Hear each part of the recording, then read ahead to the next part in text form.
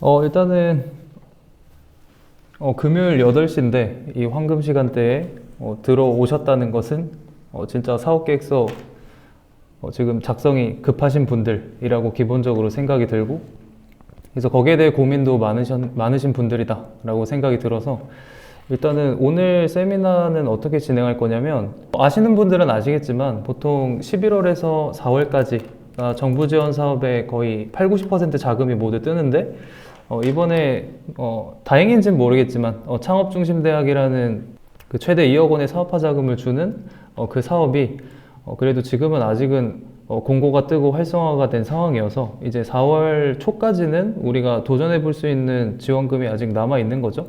근데 그것뿐만 아니라 우리가 앞으로 계속 사업을 해나가는 데 있어서 사업계획서, 그 다음에 그것을 제안하고 설득해서 투자자나 정부 지원 담당자들한테 우리가 자금 조달을 계속 해야 되는 중요한 수단이기 때문에 거기에 대해서 오늘 배워보시면 좋을 것 같고, 일단 오늘은 제가 직접 사업계획서를 실시간으로 작성하는 것을 조금 보여드리려고 합니다. 그래서 시간이 2시간가량 밖에 되지 않기 때문에 제가 뭐 엄청 디테일하게 다 다룰 수는 없겠지만 그 부분별로 포인트 정도 다 짚어드려서 일단은 초안 정도는 누구나 작성할 수 있는 팁을 좀 드리도록 하겠습니다. 그러면 제가 화면 공유 해가지고 진행할 거고, 오늘은 그 창업중심대학 요 권영래 일반형이라고 하는 요 사업계획서 PSST 구조의 전형적인 구조죠. PSST라 하면 이제 Problem Solution Scale Up 팀을 의미하고, 거의 모든 사업계획서, 투자 제안서가 거의 이 형태로 진행이 되기 때문에 이 형태로 일단은 우리가 학습을 해야 나중에 다 변형이 가능하다라고 이해해 주시면 될 것 같습니다. 이번에 창업중심대학 지원하시는 분 있으신가요? 네, 좋습니다. 다른 분들은 없으신가요? 많은 분들이 뭐 내가 이번에 뭐 신창사를 지원했어요, 뭐 초기 창업 패키지 이미 지원했어요, 그래서 뭐 중복 지원 안 되는 거 아니에요 라고 하시는데, 일단 최종 합격이 되지 않으면, 협약을 내가 완료하지 않은 상태면 다 중복 지원이 가능합니다. 그리고 내가 지금 원서 넣고 아직 일반 패키지가 발표가 아직 나지 않았기 때문에 여기 자세히 보시면 아시겠지만 사업계획서 구성이 일반 패키지와 거의 동일하기 때문에 이미 내가 패키지 작성한 게 있으면 당연히 이것도 보험 형태로라도 당연히 지원을 해야 되는 지원 사업이다 라고 일단은 이해해 주시면 될 것 같습니다.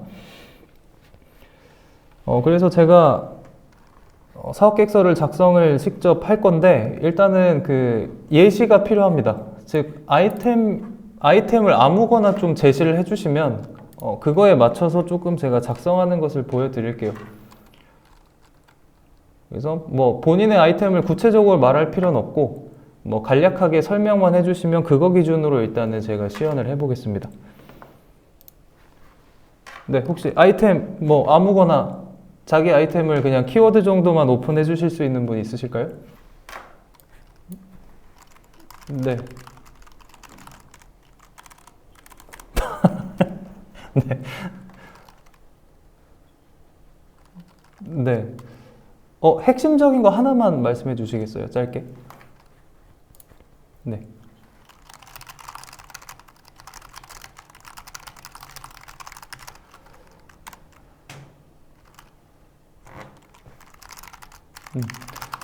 이게 어플리케이션이랑 디바이스 중에 어떤 게 더 핵심적인가요?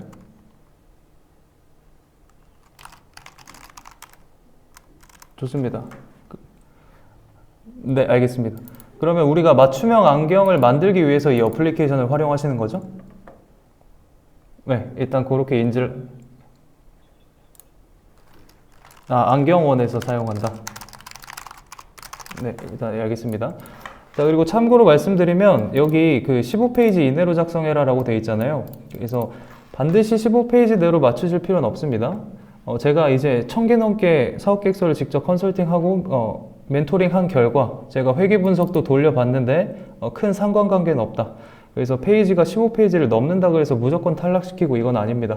그래서 여기도 써있지만 이내로 작성하라라고 되어 있기 때문에 플러스 마이너스의 개념이다 라고 이해해 주시면 되고, 여기 써있죠? 여기 작성 복잡 페이지 같은 건 삭제하고 제출하라고.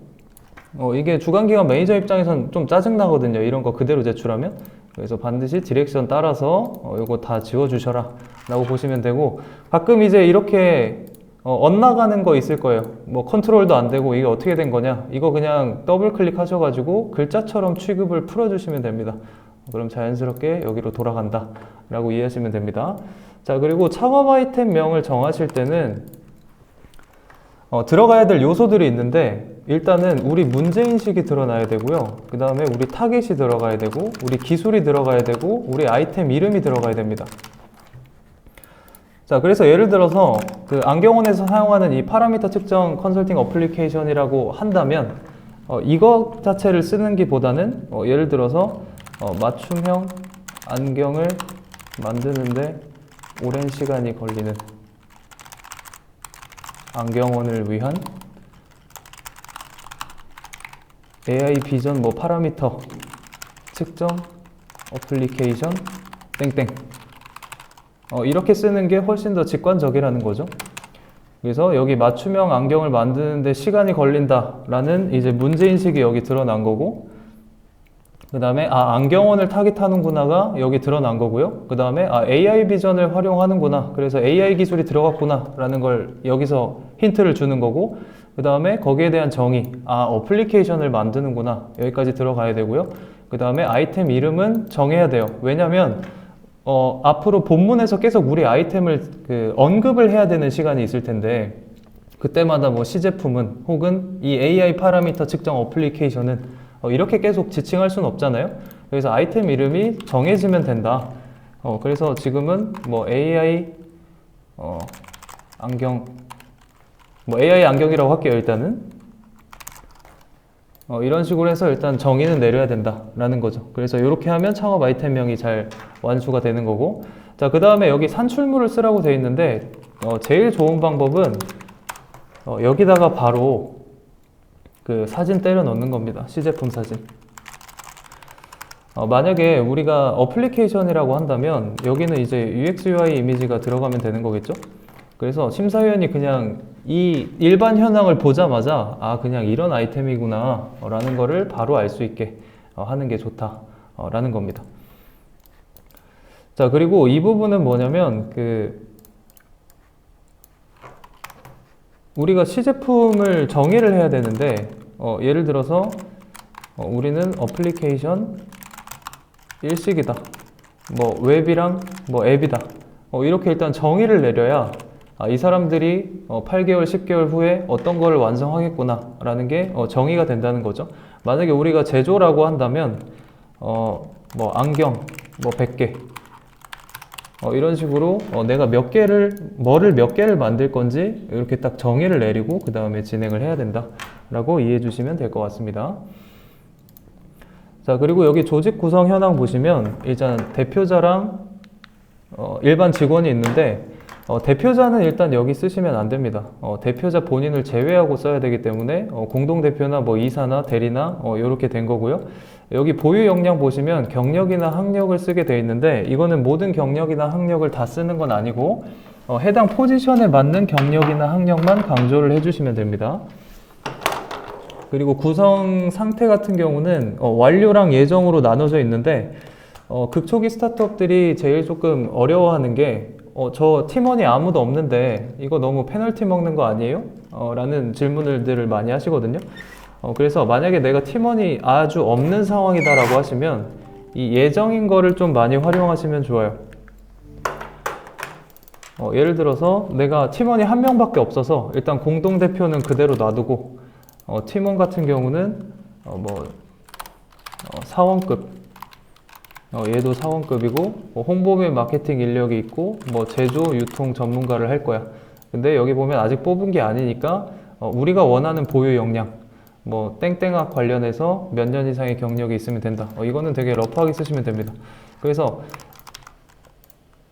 몇 년도 몇 월 달에 하겠다라는 거는 협약기간 내에만 있으면 돼요. 그래서 지금 협약기간이 약 5월에서 25년 5월에서 12월 정도니까 대충 이렇게 쓰면 되는 거겠죠. 그래서 이게 있는 거랑 그냥 이게 없는 상태로 그냥 한 명만 공동대표랑 있어 보이는 거랑은 조금 느낌이 다르다. 이렇게 이해해 주시면 될 것 같습니다. 제가 지금 채팅창을 좀 같이 보려고 좀 시간이 걸렸는데, 일단 중간에 만약에 질문이 있으시면은 채팅으로 남겨주시면은 제가 나중에라도 다 답변을 드릴게요. 일단 여기까지 질문 없으시죠? 자, 그 다음에 창업 아이템 개요 및 요약인데, 이거는 명칭이란 범주가 있습니다. 이건 어떤 개념이냐면, 우리가 게토레이라는 것을 만든다라는 거는 우리가 아까 그 아이템 명칭을 정한 거, 그거라고 보시면 돼요. 그래서 AI 안경이라고 우리가 예시를 정했었죠? 그러면 여기는 명칭을 이렇게 하면 되고, 이거는 어플리케이션이었잖아요. 그래서 뭐 반응형 웹이면 웹, 뭐 앱, 이런 식으로 정의를 해주시면 됩니다. 그래서 범주랑 명칭은 이렇게 나누시면 된다 라는 거고요. 자, 그 다음에 여기 개요 필요성, 뭐 국제화 방안, 목표 시장 전략 이렇게 되어 있는데, 일단은 개요 같은 경우는 뭐 정해진 건 아니지만, 만약에 내가 짧게 이걸 끝내고 싶다라 그러면 1페이지는 너무 짧습니다, 제가 봤을 때. 그래서 2페이지 정도 끝내는 게 좋고, 내가 개요로 그냥 이 설명을 다 끝내버리겠다라는 전략도 가능하거든요. 물론 본문급은 아니겠지만, 그럴 때는 뭐 3, 4페이지까지 가도 됩니다. 그래서 이거에 따라서 합격률이 어떻게 되냐라는 측면에서는 뭐 거의 동일하다. 그래서 이거는 잘 쓰는 게 문제인 거지, 이 분량에 대해서는 크게 상관하지 않는다. 대신 개요다 보니까 최대한 그래도 컴팩트하게 짧게 쓰는 게 좋습니다. 자, 여기 아이템 개요가 바로 시작되는데, 일단은 파란 가이드를 따라야 되냐, 무조건 따라야 되냐라는 측면에서는 그렇지 않습니다. 대신 이 파란색 가이드에서 요구하는 요소들 있죠? 예를 들어서 여기 보시면 제품 서비스 개요를 써라라는 건 결국에는 정의를 하라는 거거든요. 그래서 제일 좋은 거는 여기에 그냥 바로 아이템을 사진을 넣어버려서 얘기하는 게 좋습니다. 대표님 같은 경우는 여기 뭐 하드웨어, 그 다음에 UX, UI 이미지를 여기 바로 넣고 거기에 대한 기능 정의를 하는 거죠, 여기에서. 그래서 기능명, 그 다음에 기능 설명, 이렇게 해가지고 여기 설명을 해주시면 되고요.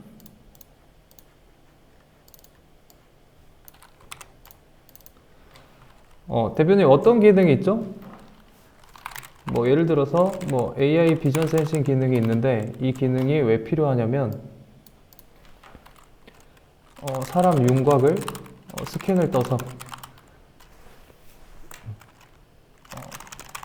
좌표값을 통해, 저는 그냥 예시를 든 겁니다, 대표님. 네네. 좌표값을 통해서 맞춤형 데이터를 뭐 수집한다. 뭐 이런 식으로 등등 이렇게 쓰는 거죠.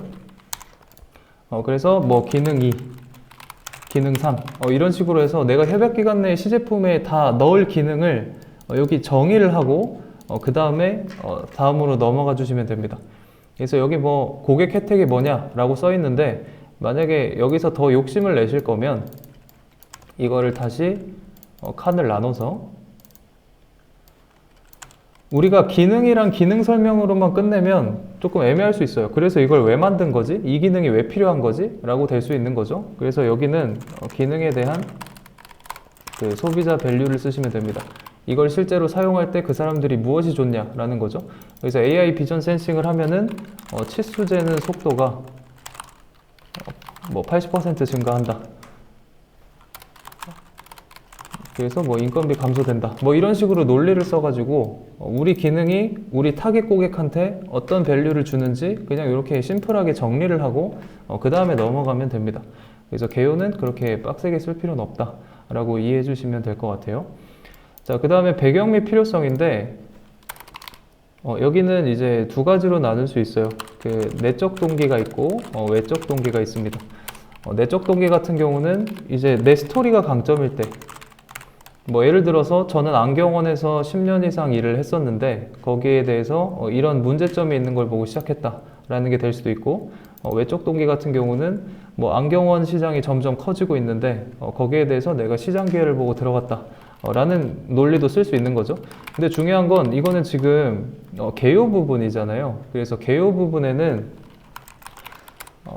바로 문제인식이 드러나는 어떤 사진과 함께 시작하면 좋습니다. 여기 사진과 함께 시작. 그래서 예를 들어서 기존에 이 비전 센싱 기술이 도입되지 않은 상태에서 어떤 맞춤형 안경을 만들 때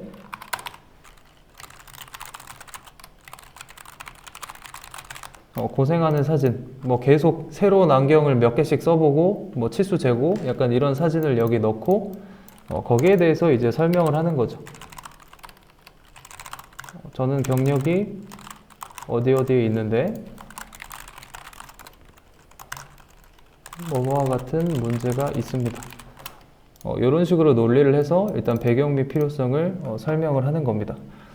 그 다음에 여기 보시면 이제 목표 시장이랑 고객 현황, 뭐 요구사항 분석 이렇게 써 있죠. 제가 다시 한번 말씀드리지만 이게 모두 다 들어갈 필요는 없고 이 요소들이 어디까지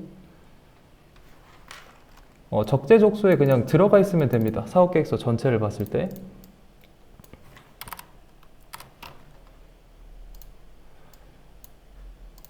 다만 이런 게 이렇게 흩어져 있으면은 조금 애매하니까 이렇게 중제목을 달아주는 거죠. 그래서 뭐 문제인식, 뭐 창업 배경 이렇게 써놓은 상태에서 그 내용이 들어가고,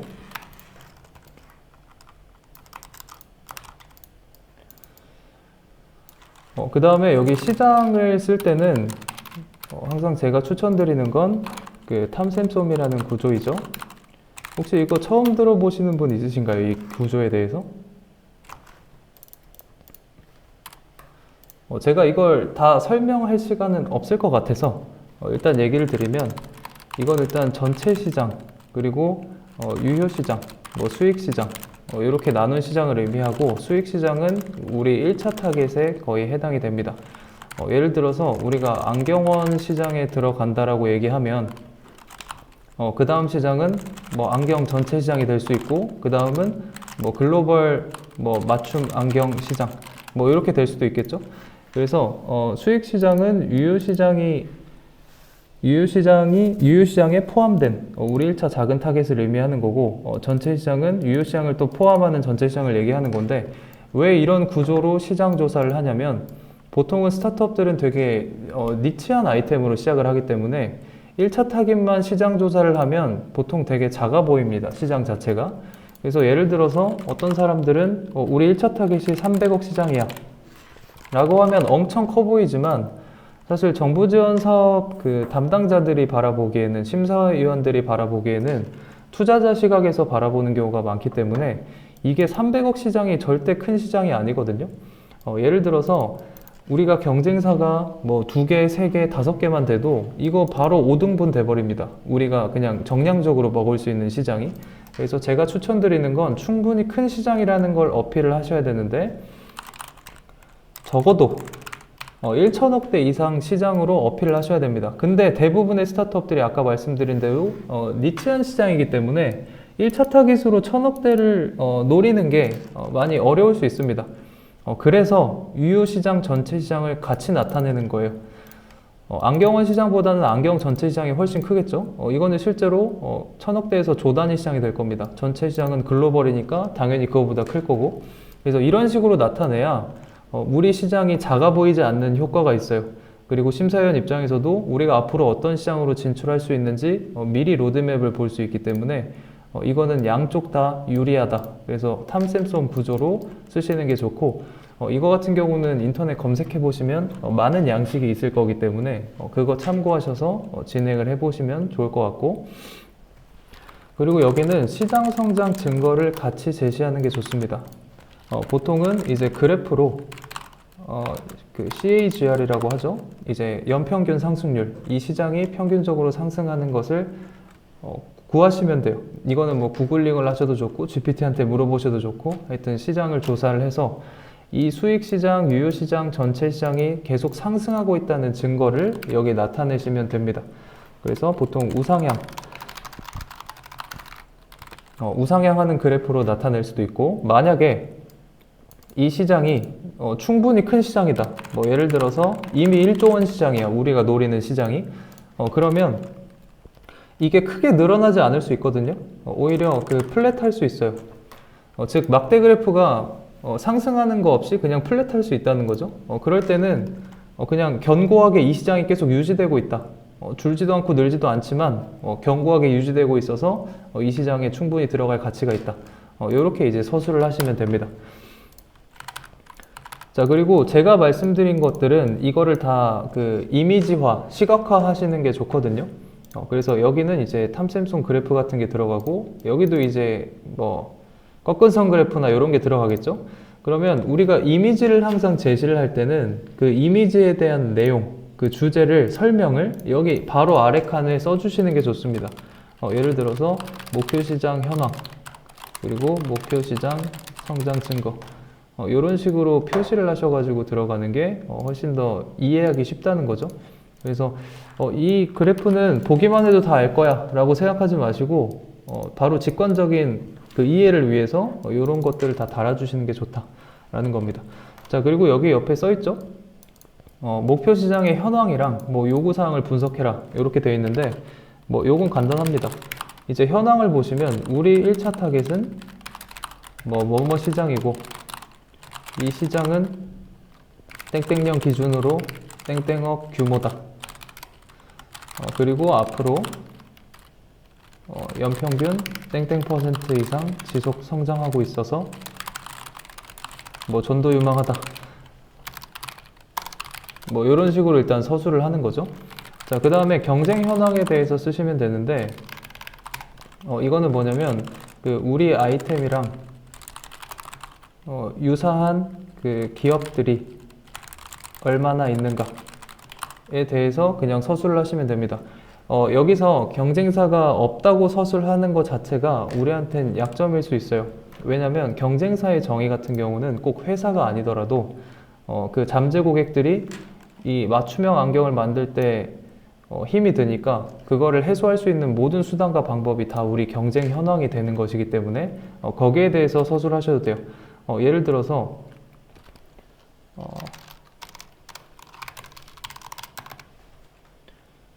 여기는 이제 고객 특성이 될 수도 있겠죠. 왜냐면 아까 경쟁사의 그 기준이 이 아이템이 없을 때 고객들이 그걸 어떻게 해소하고 있는지까지 같이 서술하면 되니까. 그래서 현재 시장에는 뭐뭐를 해소하고 있는 기업들 땡땡이 있는데 지금 핵심 문제는 땡땡입니다. 근데 고객들이 그 문제를 제대로 해소시킬 수 있는 솔루션은 뭐 전무한 상황이다. 이런 식으로 이제 논리를 풀어 가시는 거죠. 자, 요거를 그대로 쓰라는 게 아니라 요 내용이 들어갈 수 있게끔 적절히 섞어서 대표님들의 워딩으로 쓰시라는 겁니다. 요거는 이해하셨을 거라 생각이 듭니다. 자, 그래서 요구사항 분석이 되어 있는데 여기는 여기서 넌짓이 이제 들어가는 거죠. 지금 핵심 문제는 땡땡이라고 하는 거, 문제 의식 자체가 요구사항이랑 똑같다 라고 이해해 주시면 될 것 같습니다. 근데 만약에 고객 요구사항에 대해서 조금 구체적으로 내가 시장조사가 가능한 상황이다 라고 하시면 여기에 따라서 이제 따로 표를 만드셔서 어필하시는 것도 좋겠죠. 그래서 고객을 직접 만나볼수록 유리하다라는 게 여기서 이제 나온 겁니다. 그래서 고객 요구사항에 대해서 얘기를 하고, 여기는 고객의 요구사항은 고객이 원하는 걸 그대로 쓰기보다는 고객이 그 요구사항을 요구하는 그 문제인식을 쓰시면 됩니다. 그래서 뭐 비싼 맞춤형 안경, 그 다음에 느린 뭐 맞춤 배송, 뭐 예를 들어서 이렇게 쓸게요. 그러면 요구사항이 이렇게 있는 거고 거기에 대한 이유를 쓰시면 됩니다.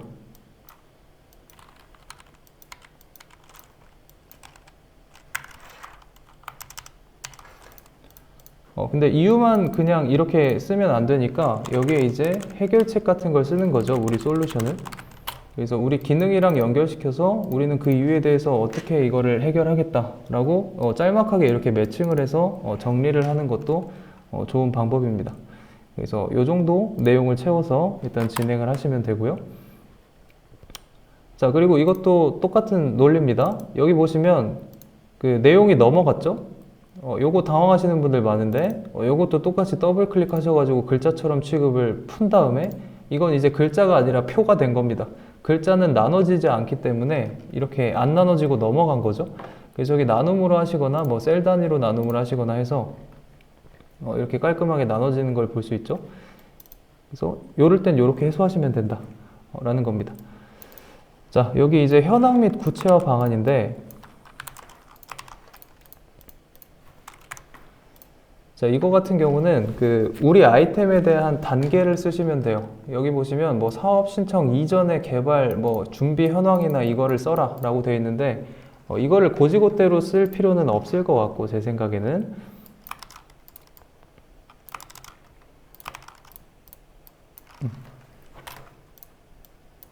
여기서 제일 먼저 쓸 거는 구체화 단계를 쓰시면 됩니다.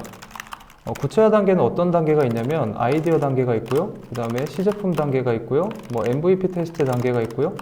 그 다음에 이제 사업화 단계, 그리고 양산, 이렇게 있는 거죠. 자, 그런데 우리가 사업화 자금, 즉 이런 패키지 자금은 양산을 목적으로 쓰는 자금들이 아닙니다. 즉 우리가 시제품을 만들고 혹은 기존 제품을 고도화해서 시장 테스트까지 하고 가능하면 그것을 테스트로 좀 팔아봐 까지가 도와주는 영역이기 때문에 우리가 이 돈 가지고 양산할 거예요 라고 하면은 이제 논리가 맞지 않는 겁니다. 이 자금의 성격과 맞지 않는다는 거죠. 그래서 양산은 제거를 하시고 우리는 이제 이 4단계 중에 하나다 라고 봐주시면 됩니다. 근데 아이디어 단계보다는 상대적으로 이미 우리가 시제품이 나와 있어서 MVP 테스트, 즉 시장 테스트를 하고 있다 라는 논리가 가장 좋다 라고 이해를 해주시면 될 것 같습니다. 그래서 지금 준비 현황에 대해서 쓰시면 되는데, 자, 이거는 어떤 게 있냐면 이제 요소가 있고 준비 현황 상세가 있는 겁니다. 자, 예를 들어서 우리가 어플리케이션이랑 디바이스를 체크를 하려면 일단 AI가 들어가니까 데이터 수집 현황이 있어야 되겠고, 그 다음에 제조니까 제조 인프라 구축 현황이 있을 수 있겠고, 그 다음에 뭐 디자인 현황이 있을 수 있겠고, 인력 구성 현황이 있을 수 있겠죠. 그래서 여기서 이제 준비 현황 상세에 대해서 말해 주시면 돼요. 데이터 수집 현황 같은 경우는 뭐 땡땡 기업과 MOU를 맺어서 AI 학습용 데이터 땡땡개 확보 완료, 이런 식으로 이제 써 주시는 거고, 그 다음에 제조 인프라 구축 현황은 땡땡사와 협의하여 뭐 준비 중, 뭐 이렇게 쓰면은 이 사람은 제조 인프라에 대한 이미 뭐 OEM 업체가 됐든 무슨 업체든 협의해서 준비가 완료됐구나. 그리고 디자인 현황 같은 경우에는 뭐 UX UI 디자인 모업 완료, 그래서 추가 고도화 예정, 뭐 이런 식으로 써서, 여기서 중요한 거는 우리 사업 아이템이 현실화되기 위해서 필요한 요소들을 빠짐없이 이 사람들이 알고 있느냐가 중요한 겁니다. 요거는 사업 내용에 따라서 조금씩 다른데, 일단 제조라면 당연히 제조 인프라 어떻게 됐는지, 그 다음에 뭐 기초 도면이나 뭐 핵심 재료 이거를 우리가 지금 구축을 하고 있는지, 여기에 대해서 서술을 하셔야 되고, 우리가 AI나 소프트웨어다라고 하시면 AI 소프트웨어의 재료는 데이터입니다. 그래서 우리가 데이터를 얼마나 수집을 잘 하고 있는지 이거는 반드시 써주셔야 됩니다. 요새 AI 안 들어가는 사업 계획서는 거의 없잖아요. 그래서 인력 구성 현황도 뭐 땡땡명 구성을 했는데, 뭐 제조 전문가, 뭐 기획 전문가, 유통 전문가 구성 완료, 뭐 이런 식으로 이제 써주시는 거죠. 그래서 우리가 필요한 요소에 대해서 하고 그 현황에 대해서 쓰시면 된다. 근데 반드시 그게 준비가 완료된 상태일 필요는 없습니다. 그래서 예를 들어서 나는 뭐 땡땡을 준비해야 되는데 여기에 대해서는 뭐 협약기간 구체적으로 쓰면 좋으니까 23년 06월 내 뭐 어디서 공수 예정, 뭐 이런 식으로만 써도 괜찮다는 거죠. 어차피 사업화가 아직 종료된 기업들을 뽑는 게 아니니까. 그래서 이렇게 일단 정리를 해주시고 이게 이제 현황입니다. 이렇게 이해를 해주시면 될 것 같아요. 자, 그 다음에 구체화 방안을 쓰라고 했으니까 그대로 쓰면 돼요.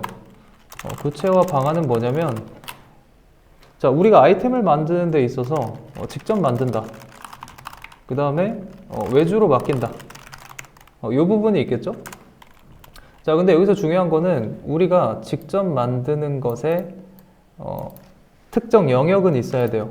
예를 들어서 우리가 100% 외주로 다 맡겨버린다라고 하면은 우리가 마치 제조로 치면 ODM 업체, 즉 내가 하나도 기획이나 R&D는 하지 않고 모든 거를 그냥 다 맡겨가지고 나는 그냥 완제품을 사가지고 우리 라벨링만 붙인 다음에 판매를 하면 이거는 그냥 유통사업이잖아요.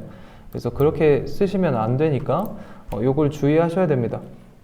그래서 구체화 방안은 만약에 여기 쓴다고 하면 예를 들어서 외주 용역을 병행할 자체 기술력을 통해 기획을 완료하고 도면을 완료하고 외주 용역을 병행해서 제작 예정 이런 식으로 이제 쓴다는 거죠. 그래서 자기가 직접 하는 영역에 대해서 반드시 언급을 해줘야 된다 라는 겁니다. 자, 그리고 제가 여기 인력 구성 현황에 이렇게 따로 빼놓긴 했는데 여기에는 대놓고 이제 이 팀 구성이 여기에 어떤 역량이 있는지 쓰게 돼 있죠. 그래서 이거는 그냥 여기에 이렇게 묻혀서 써주셔도 되고 아니면 여기서 물어봤으니까 그냥 따로 쓰셔도 됩니다. 인력 현황. 근데 이거를 표로 만들어서 뒤에 팀을 설명할 때처럼 엄청 구체적으로 할 필요는 없고요. 우리가 지금 이 아이템을 실현시키는데 제조, 유통, 기획, 인력 한 명씩 확보 완료. 그 다음에 대표자는 땡땡 제조업 기반 경력 30년 이상 이런 식으로 숫자적으로 강조할 게 있으면 이런 식으로 마무리를 해주시면 됩니다. 그래서 여기는 엄청 깊이 있게 쓸 필요는 없고 이런 식으로 써서 이 사람들이 그냥 할 수 있는 사람들이구나, 그리고 이 요소에 대해서 빠짐없이 알고 있구나, 이 정도까지만 이해를 시켜주는 게 이 개요 부분이다 라고 이해를 해주시면 될 것 같습니다. 자, 그리고 여기 보시면 그 최종 산출물이 있죠. 제가 빠뜨린 게 있는데 우리가 제일 처음에 이 최종 산출물에 대해서 정의를 했잖아요. 그거를 여기 다시 한번 써주시면 됩니다. 그래서 최종 산출물은 AI 비전 센싱 기능이 있는 디바이스 및 어플리케이션 이렇게 썼다고 하면 거기에 대한 일단 정의는 하고, 그 다음에 우리 현황은 어떻고 우린 어떻게 만들 거고 우린 이런 구성이 있기 때문에 그걸 잘 만들 수 있다 라는 논리로 이렇게 4개 구조로 쓰시면 될 것 같습니다. 여기까지 이해하셨죠? 자, 그리고 여기 목표 시장 및 사업화 전략에 대해서 물어보는데 이 목표 시장 같은 경우에는 앞에 이미 한번 물어봤어요. 여기 배경 및 필요성에서 우리 타겟 시장에 대해서 이미 물어봤기 때문에 이 시장을 여기 쓰셔도 되고 아니면 너 시장 여기서 물어봤잖아, 그럼 나 여기서 그냥 쓸래 라고 해도 상관이 없습니다. 이해되셨죠? 그래서 저는 앞에 시장 얘기를 썼기 때문에 시장 얘기는 빼고 여기 이제 비즈니스 모델이랑 사업화 창출 전략에 대해서만 쓸 겁니다. 자, 그러면 까먹을 수 있으니까 우리가 여기 이렇게 만들어 놓고, 자, 여기는 우리가 어떤 아이템을 어떤 단계로 어떻게 만들겠다 라고 이미 다 얘기를 했기 때문에 이제 이걸로 돈을 어떻게 벌 건지 쓰면 됩니다. 그게 이제 비즈니스 모델이라는 개념이고, 여기 같은 경우는 본문에서는 그림으로 나타내도 되는데 여기는 이제 장소가 협소하니까 그림까지는 그리지 않을게요. 일단 비즈니스 모델에 대한 정의는 해줘야 됩니다. 예를 들어서 우리는 B2C로 할 건지 B2B로 할 건지 B2G로 할 건지 이렇게 나누셔도 되고, 아니면 단순 판매 모델이 있을 수 있겠고, 그냥 그 제조 기계를 납품을 하는 거죠. 아니면 구독 모델이 될 수도 있겠고, 아니면 누구한테 파는데 수수료를 수취하는 구조가 될 수도 있겠고, 뭐 소모품을 계속 납품하는 구조가 될 수도 있겠죠. 우리가 프린트를 팔고 소모품으로 계속 잉크를 파는 것처럼. 하여튼 거기에 대한 정의는 일단 내리셔야 됩니다. 그래서 우리 비즈니스 모델은 이 중에서도 B2C입니다. 라고 얘기를 하면 일반 대중 소비자에게, 근데 조금 구체적이면 좋겠죠. 뭐 3040 일반 대중 소비자에게 어플리케이션 구독 모델을 한다. 이렇게 되겠죠. 근데 아까 그 안경원에 판매를 하신다고 하셨으니까 우리는 B2B다. 그래서 안경원 운영 사장님들에게 어플리케이션을 구독 모델로 제공을 한다. 그 다음에 여기 가격을 적어주시면 돼요. 가격은 월 9,900원이다. 이렇게 쓰시면 됩니다. 그러면 우리 비즈니스 모델이 일단 정의가 됐죠. 이 사람은 어플리케이션을 안경원 사장님들한테 얼마에 파는 거구나. 그리고 그 모델은 판매가 아니라 구독해서 월에 계속 나오는구나가 정의가 된 겁니다. 그래서 여기는 정의를 내려주시면 되고, 자, 그 다음에 비즈니스 모델을 정의를 했으니까, 즉 우리가 돈 버는 방법을 정의했으니까 그 다음에 뭐 해야 될까요? 당연히 마케팅 전략을 세워야겠죠. 그래서 마케팅 전략도 동일합니다. 우리가 B2C, B2B, B2G로 나눠서 마케팅 전략을 할 수도 있고요. 아니면 뭐 수도권, 뭐 지방으로 나눠서 할 수도 있고, 국내, 뭐 해외 이렇게 나눌 수도 있고, 뭐 남자, 뭐 여자 이렇게 나눌 수도 있고, 뭐 2030 세대 대 뭐 4050 세대 뭐 이렇게 나눌 수도 있고, 하여튼 이렇게 나눠서 전략을 쓰시면 됩니다. 그래서 예를 들어서 우리는 B2C다 라고 한다면 B2C는 우리 SNS 타깃 광고를 하겠습니다. 타깃 광고를 하는 거고, B2B 같은 경우는 브로셔 제작을 해서 보유한 10개 기업 리스트를 활용해서 뭐 방문 영업하겠다. 뭐 이것도 뭐 전략이 될 수 있겠죠. 그래서 여기서 중요한 논리는 일단 우리 타깃군을 이렇게 나눈 다음에 거기에 대해서 마케팅 전략을 각각 어떻게 할 건지 이렇게 쓰시면 좋을 것 같습니다. 요게 이제 사업화 전략인 거고, 여기에 보시면 마지막에 이제 경쟁사 대비 차별점에 대해서 쓰라고 하죠. 이거는 보통은 여기서 이제 경쟁사 대비 차별표를 많이 쓰는데 이런 거 많이 보셨을 거예요. 요소 구분이 있고 우리 제품이 있고 경쟁사 1이 있고 경쟁사 2가 있습니다. 그래서 요소 기능을 쓴 다음에 뭐 우리 제품은 있고 얘는 다 없고 뭐 이런 표 많이 보셨죠?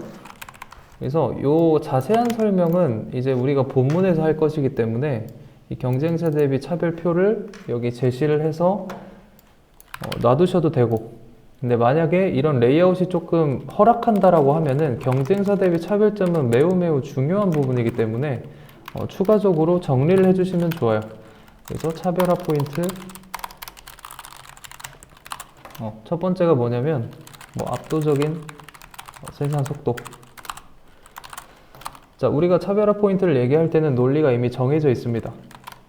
자, 기존 제품의 행태를 쓰시면 되고, 그 다음에 우리가 해결하는 것, 우리가 해결하는 요소, 그러니까 우리가 더 잘하는 것에 대해서 쓰시면 되고, 그 다음에는 경쟁사가 그걸 따라하기 어려운 이유, 여기까지 쓰셔야 됩니다. 보통은 이것만 쓰는 분들이 많은데 그렇게 하면 반쪽짜리도 안 돼요. 점수가 없습니다. 그래서 우리가 잘하는 거를 쓰되 기존에는 어떻게 하고 있어서 우리가 더 잘하는지, 더 잘한다는 건지를 비교해서 나타낼 수 있어야 되고, 그 다음에 당연히 사람이면은 의문이 들 수밖에 없습니다. 그렇게 좋은 게 있으면 경쟁사는 그걸 왜 따라하기 힘들어? 라는 거에 대해서도 답을 해주셔야 되는 거죠. 그래서 뭐 우리가 구조가 조금 다르다라던가 우리가 가격이 싸다면 거기에 대해서 왜 가격이 싼 건지 그 이유에 대해서 설명을 해줘야 차별화 포인트가 납득이 되게 설명할 수 있다라는 겁니다. 그래서 차별화 포인트는 보통 세 가지 정도 제시를 해주시면 깔끔하다 라고 이해를 해주시면 될 것 같습니다. 자, 그럼 여기까지 쓰면 개요 다 썼죠? 그래서 처음에 우리 아이템 정의를 해주고 내가 왜 시작했는지, 우리 타겟 시장은 뭔지, 그래서 고객이 원하는 건 뭐고, 그래서 내가 이 기능을 만들었고, 지금 상태는 이러니까 내가 이렇게 만들 거고, 우리 인력 세팅 다 돼 있다.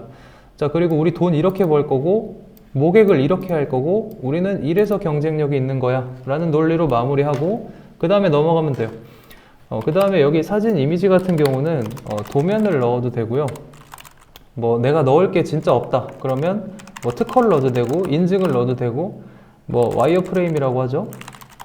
UX UI를 내가 어떤 버튼을 누르면 어디로 가는 걸 이미 우리가 다 만들어 놨다 라고 하셔도 되고, 아니면 우리 뭐 고객사 뭐 미팅 사진, 그러니까 내가 이미 기확보된 고객이 있다라는 걸 강조하셔도 좋고, 여기 뭐 비즈니스 모델에 대한 사진이나 도식화 자료를 여기 넣으셔도 되고, 그래서 최대한 이거는 굳이 꽉꽉 채우기보다는 레이아웃이 허락하는 한 최대한 이미지를 많이 활용을 하시는 게 좋다라는 겁니다. 근데 제일 최악은 뭐냐면 이미지를 넣는데, 여기 주의점입니다. 이미지 넣는데 이해 안 되는 것을 넣는 게 가장 최악. 그 다음에 이미지 넣는데 안 보이는 거, 그러니까 글자도 안 보이고 이게 뭔지도 모르겠어, 심지어 영문으로 돼 있어, 해석도 안 돼 라고 하면 그게 제일 최악이다 라고 보시면 되고, 그 다음에 반드시 내가 어떤 걸 넣었으면 거기에 대한 설명도 있어야 됩니다. 아, 이거는 우리 와이어 프레임이야, 혹은 우리 시제품 목업 예시야, 이런 내용이 있는 상태에서 이걸 넣어야 이해가 빠르겠죠. 여기까지가 일단 개요였습니다. 자, 혹시 여기까지 질문 있으신가요? 네네네. 네. 네.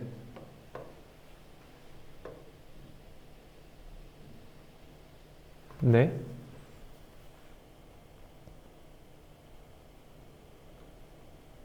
일단 개요의 그 목표 의식은 뭐냐면 우리 아이템이 뭐다. 그래서 어떻게 팔 거고, 어떻게 모객할 거고, 경쟁사 대비 차별은 뭐다. 약간 이런 식으로만 그 티저만 다 주시면 됩니다.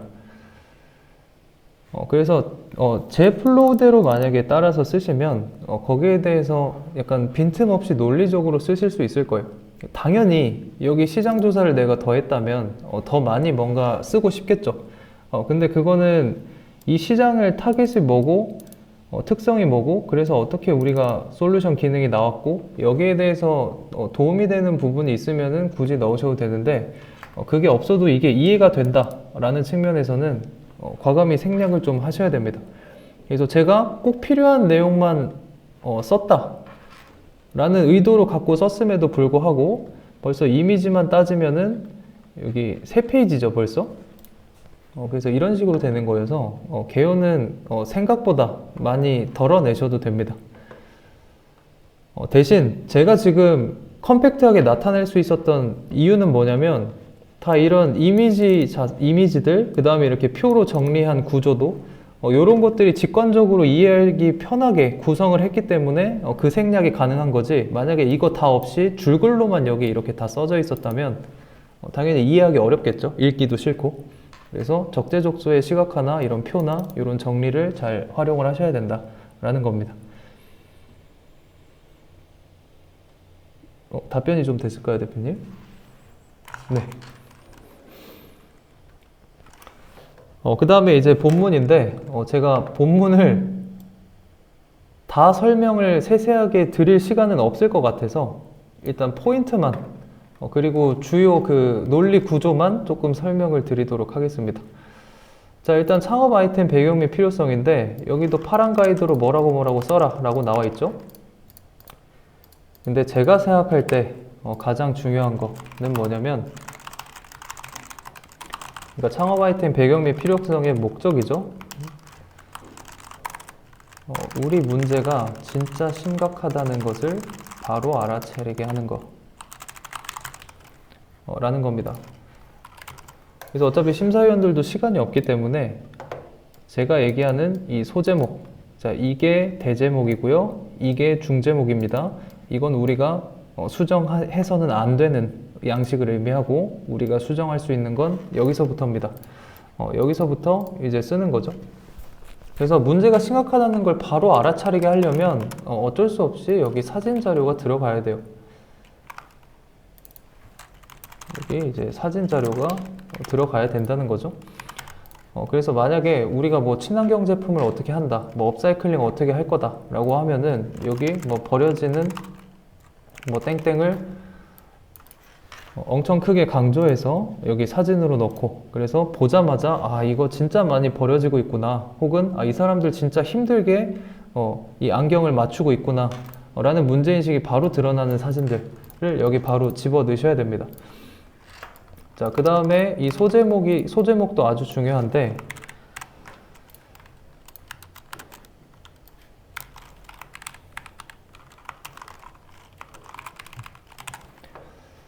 심사위원들은 시간이 없기 때문에 소제목만 읽어도 앞으로 어떤 내용이 펼쳐질지 알게 하는 게 조금 중요하긴 해요. 그래서 소제목을 할 때 우리가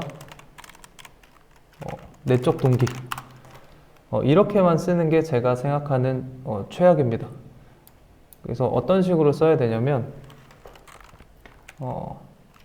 안경사들이 안경을 맞추는데 걸리는 평균 시간은 40시간입니다. 이런 식으로 쓰는 게 이 사람들이 뭔가 오래 걸리네? 라는 걸 직관적으로 바로 알 수 있는 제목이라는 거죠. 이런 형태의 제목들이. 그래야 좋은 제목이다 라는 겁니다. 그래서 여기에 사진 자료를 넣고 여기에 설명글을 넣으셔도 되고, 아니면 이 밑에 이제 설명글을 시작하셔도 됩니다. 근데 크게 두 가지인데, 만약에 대표자가 이 아이템에 대한 경력이 일맥한다면 내적 동기로 시작하시는 게 가장 좋아요. 여기서 말하는 내적 동기는 뭐냐면, 내가 그 일을 하다 보니까 이런 문제가 있어서 이걸 시작할 수밖에 없게 됐다 라는 게 가장 베스트다 라고 보시면 되고, 왜냐면 이 아이템을 당신이 왜 하필 하셔야 됩니까? 라는 질문에 대한 답이 이 창업 배경 및 필요성에 드러나야 되거든요. 그래서 거기에 대해서 생각을 해보시면 되고, 자, 가장 중요한 게 이제 심각하다는 걸 알아차리는 게 중요한 거고, 두 번째가 제가 말씀드렸던 하필 내가 왜 이걸 해결해야 하는지에 대한 당위성을 여기 쓰시면 됩니다. 근데 이게 보통은 대표자의 경력이나 특별한 경험이나 여기에 보통 그 아이디어를 얻고 시작이 되는 경우가 많기 때문에, 내가 스토리에 강점이 있다면 이렇게 바로 시작하자 라는 겁니다. 자, 그러면 내가 반드시 이 스토리 형태로 써야 되냐, 나는 이 아이템에 대한 경력이랑 경험이 전혀 없는데 라고 하시면 이제 바로 그 시장 문제로 그냥 접근하시면 돼요. 그게 이제 외적 동기인 거죠. 이거는 외적 동기라고 이렇게 쓰라는 건 아닙니다. 제가 지금 이해를 돕기 위해서 라벨링을 하는 겁니다. 외적 동기로는 예를 들어서 디지털 시대가 지속될수록 눈 건강은 나빠지고 있습니다.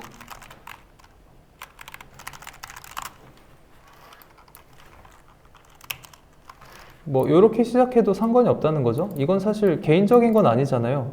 누구나 알 수 있는 이제 사회적인 문제이기 때문에 이렇게 하고 거기에 대한 사진이나 자료를 넣고 이렇게 하는 건 상관이 없다 라는 겁니다.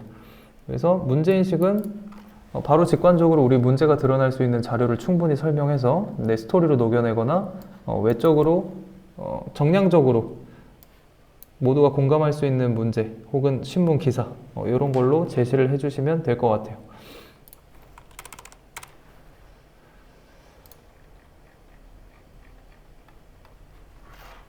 그 다음에 문제인식을 처음에 이제 제시를 했잖아요. 이걸 내가 왜 시작하게 됐는지 쓴 겁니다.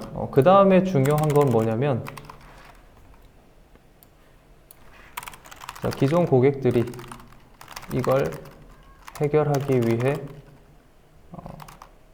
쓴 대안들을 여기 나타내시면 돼요. 그래서 여기는 경쟁사나 아니면 소비자가, 그러니까 우리 타깃 고객이 대안으로 쓰는 솔루션에 대해서 설명을 하신 다음에 그 대안이 있다고 하면 우리 아이템이 필요 없을 거잖아요. 그래서 여기의 핵심은 뭐냐면 기존 대안의 한계를 지적하셔야 됩니다. 그래서 대안이 있긴 있는데 이 부분이 부족하기 때문에 새로운 대안이 필요하다 까지만 얘기를 하시고 넘어가시면 되는 거죠. 자, 여기는 뭐 내적 동기, 외적 동기를 둘 다 썼지만 하나만 쓰면 되니까 이 부분이 이제 여기에 들어가게 되겠죠, 자리상. 그럼 어떻게 되냐면 딱 이 정도 남아요. 자, 이게 문제입니다. 그걸 해결하기 위해서 이걸 쓰고 있습니다. 근데 한계가 있습니다. 자, 그래서 결국에는 결론적으로 우리가 하고 싶은 말을 여기 써야 돼요. 뭐 안경사들을 위해 뭐 간편한 안경 측정 솔루션이 필요합니다. 이런 식으로 우리가 앞으로 어떤 거를 결론적으로 무엇이 필요한지에 대해서 정의를 해놔야 그 다음 논리를 이어갈 때 좋습니다. 왜냐면 지금 외적 동기, 내적 동기랑 기존 고객들의 한계에 대해서 얘기를 한 다음에 그 다음에 바로 이제 목표 시장에 대해서 얘기를 해야 되거든요. 근데 사실 문제인식을 얘기한 다음에 그래서 필요한 게 뭡니다 라고 얘기를 하고 바로 솔루션으로 가서 그래서 제가 이 아이템을 만들었습니다 라고 하는 게 가장 자연스러운데 우리 국가에서 준 이 PSS 구조의 사업계획서에는 이제 목표 시장이라는 게 중간에 껴있기 때문에 만약에 이 결론을 내지 않고 그냥 넘어가게 된다면 문제인식이랑 이제 연결이 안 되는 그런 인지 부조화가 일어날 수 있다는 거죠. 그래서 여기에 이걸 남기고 진행을 하는 게 좋습니다. 자, 창업 아이템에 대한 목표 시장을 하라는 거는 처음에 일단 시장에 대한 정의는 내리고 들어가면 됩니다. 우리가 아까 앞에 그 탐샘성 그래프 만드셨던 거 기억나시죠? 개요에. 그래서 우리 1차 타깃 시장은 뭐 땡땡 시장입니다. 이렇게 진입 시장에 대해서 목표 시장에 대해서 일단 정의를 내리고, 자, 여기는 아까 말씀드렸던 전체 시장, 유효 시장, 수익 시장 그래프를 여기 나타내고, 여기는 시장 성장에 대한 증거, 이 셋 중에 하나가 성장한다는 증거를 여기 대시면 됩니다. 그 다음에 아까 내용이 있었죠? 우리 개요에서 썼던 거, 시장 현황, 전망, 경쟁사 현황. 이건 정확히 말하면 경쟁 강도입니다. 사람이 얼마나 많은지, 아니면 느슨한지, 블루오션에 대한 내용은 어떤 게 있는지, 이런 거 쓰시면 되고, 자, 그 다음에 고객 특성에 대해서 쓰시면 됩니다. 여기서 말하는 고객 특성은 뭐냐면, 만약에 2030 여성이다. 근데 2030 여성들은 점심시간 끝나고 스타벅스를 자주 가더라. 이런 것도 고객 특성이 될 수 있겠지만, 그게 우리 아이템을 쓸 수밖에 없는 특성으로 약간 몰아가셔야 됩니다. 이해하셨나요? 예를 들어서 시간이 오래 걸려요. 근데 고객들의 특성이 뭐냐면 오래 걸리는데도 땡땡 문제가 있기 때문에, 혹은 땡땡 인식이 있어서 이걸 계속 할 수밖에 없다 라는 게 만약에 고객 현황과 특성이라고 한다면, 그럼 우리 솔루션 핵심 기능은 뭐예요?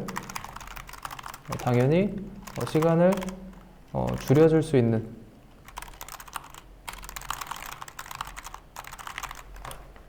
뒤에 이제 솔루션을 할 때 이 기능으로 이제 제시를 해야 된다는 거죠. 지금 이거를 쓰라는 게 아니라 우리 핵심 기능이랑 고객이 우리 거를 좋아할 수밖에 없는 거를 계속 몰아가시라는 거예요. 그 논리 구조를 세우라는 거예요. 그래서 고객 특성은 그냥 팩트 그대로 쓰면 안 되고, 그 팩트가 반드시 우리 아이템을 좋아할 수밖에 없는 이유까지 연동이 돼야 된다 라는 겁니다. 그래서 거기에 대해서 좀 고민을 해보셨으면 좋겠고요. 그 다음에 가끔 미리 MVP 테스트를 완료하신 분들 있죠? 이런 분들은 더 유리하겠죠. 왜냐면 여기 고객 특성을 극대화해서 만든 게 이겁니다. 이거는 여기 설문조사가 될 수도 있고, 뭐 방문조사가 될 수도 있고, 뭐 인터뷰 자료가 될 수도 있겠죠. 그걸 미리 하신 분들은 이렇게 따로 빼가지고 이게 이제 고객 특성이 되는 거죠. 이 내용에 대해서.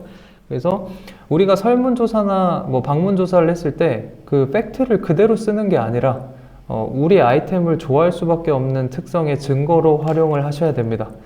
그래서 여기에 대한 과정이나 프로세스를 설명하는 게 아니라 결론을 말해야 돼요.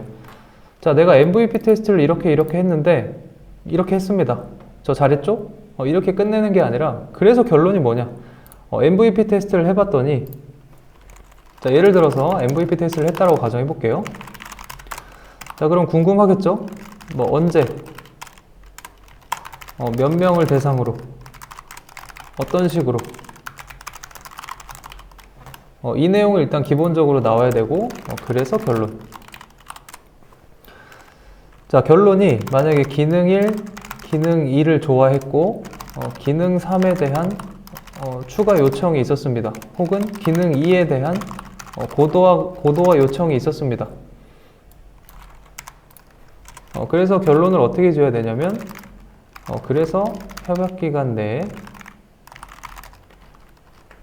해당 기능을 어떻게 해서 고도화하겠다 라는 이제 결론이랑 이게 연관이 지어져야 된다는 거죠.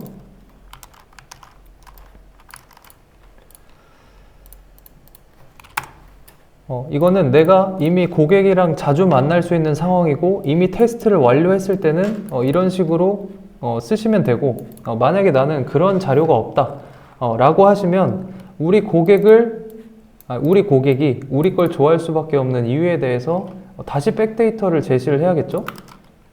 그래서 만약에 내가 테스트가 불가능한 상황이다, 아직 나 만들지도 않았다 라고 하면은 뭐 시장 트렌드에 대해서도 얘기해 주시면 돼요. 안경을 쓸 수밖에 없다. 뭐 예를 들어서 여기 어떤 조사를 했는데 조사 내용이 뭐 디지털 시장성 확대와 눈 건강에 대한 논문이다 라고 하면 이런 거를 제시하면서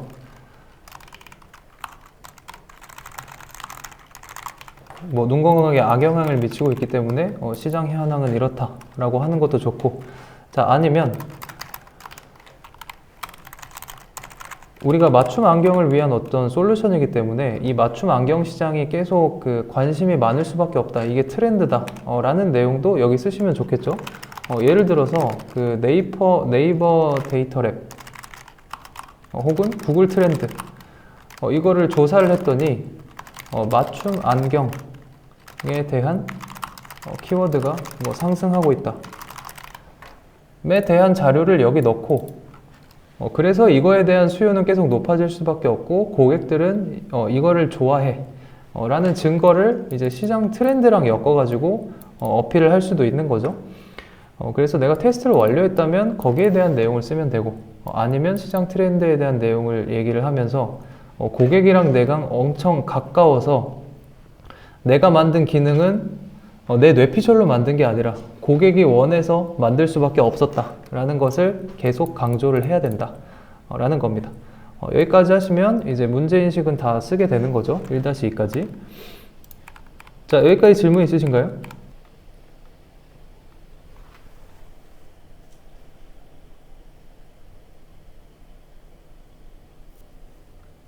네네네.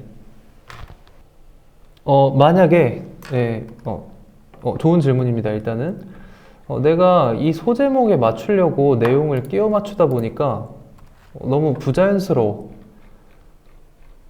라고 했을 때 저는 오히려 소제목 맞추다가 부자연스러운 게 더 안 좋다고 기본적으로 생각을 합니다. 즉 사업계획서도 본질적으로는 글이기 때문에 일단 읽었을 때 자연스러운 게 최고라고 저는 생각을 해요.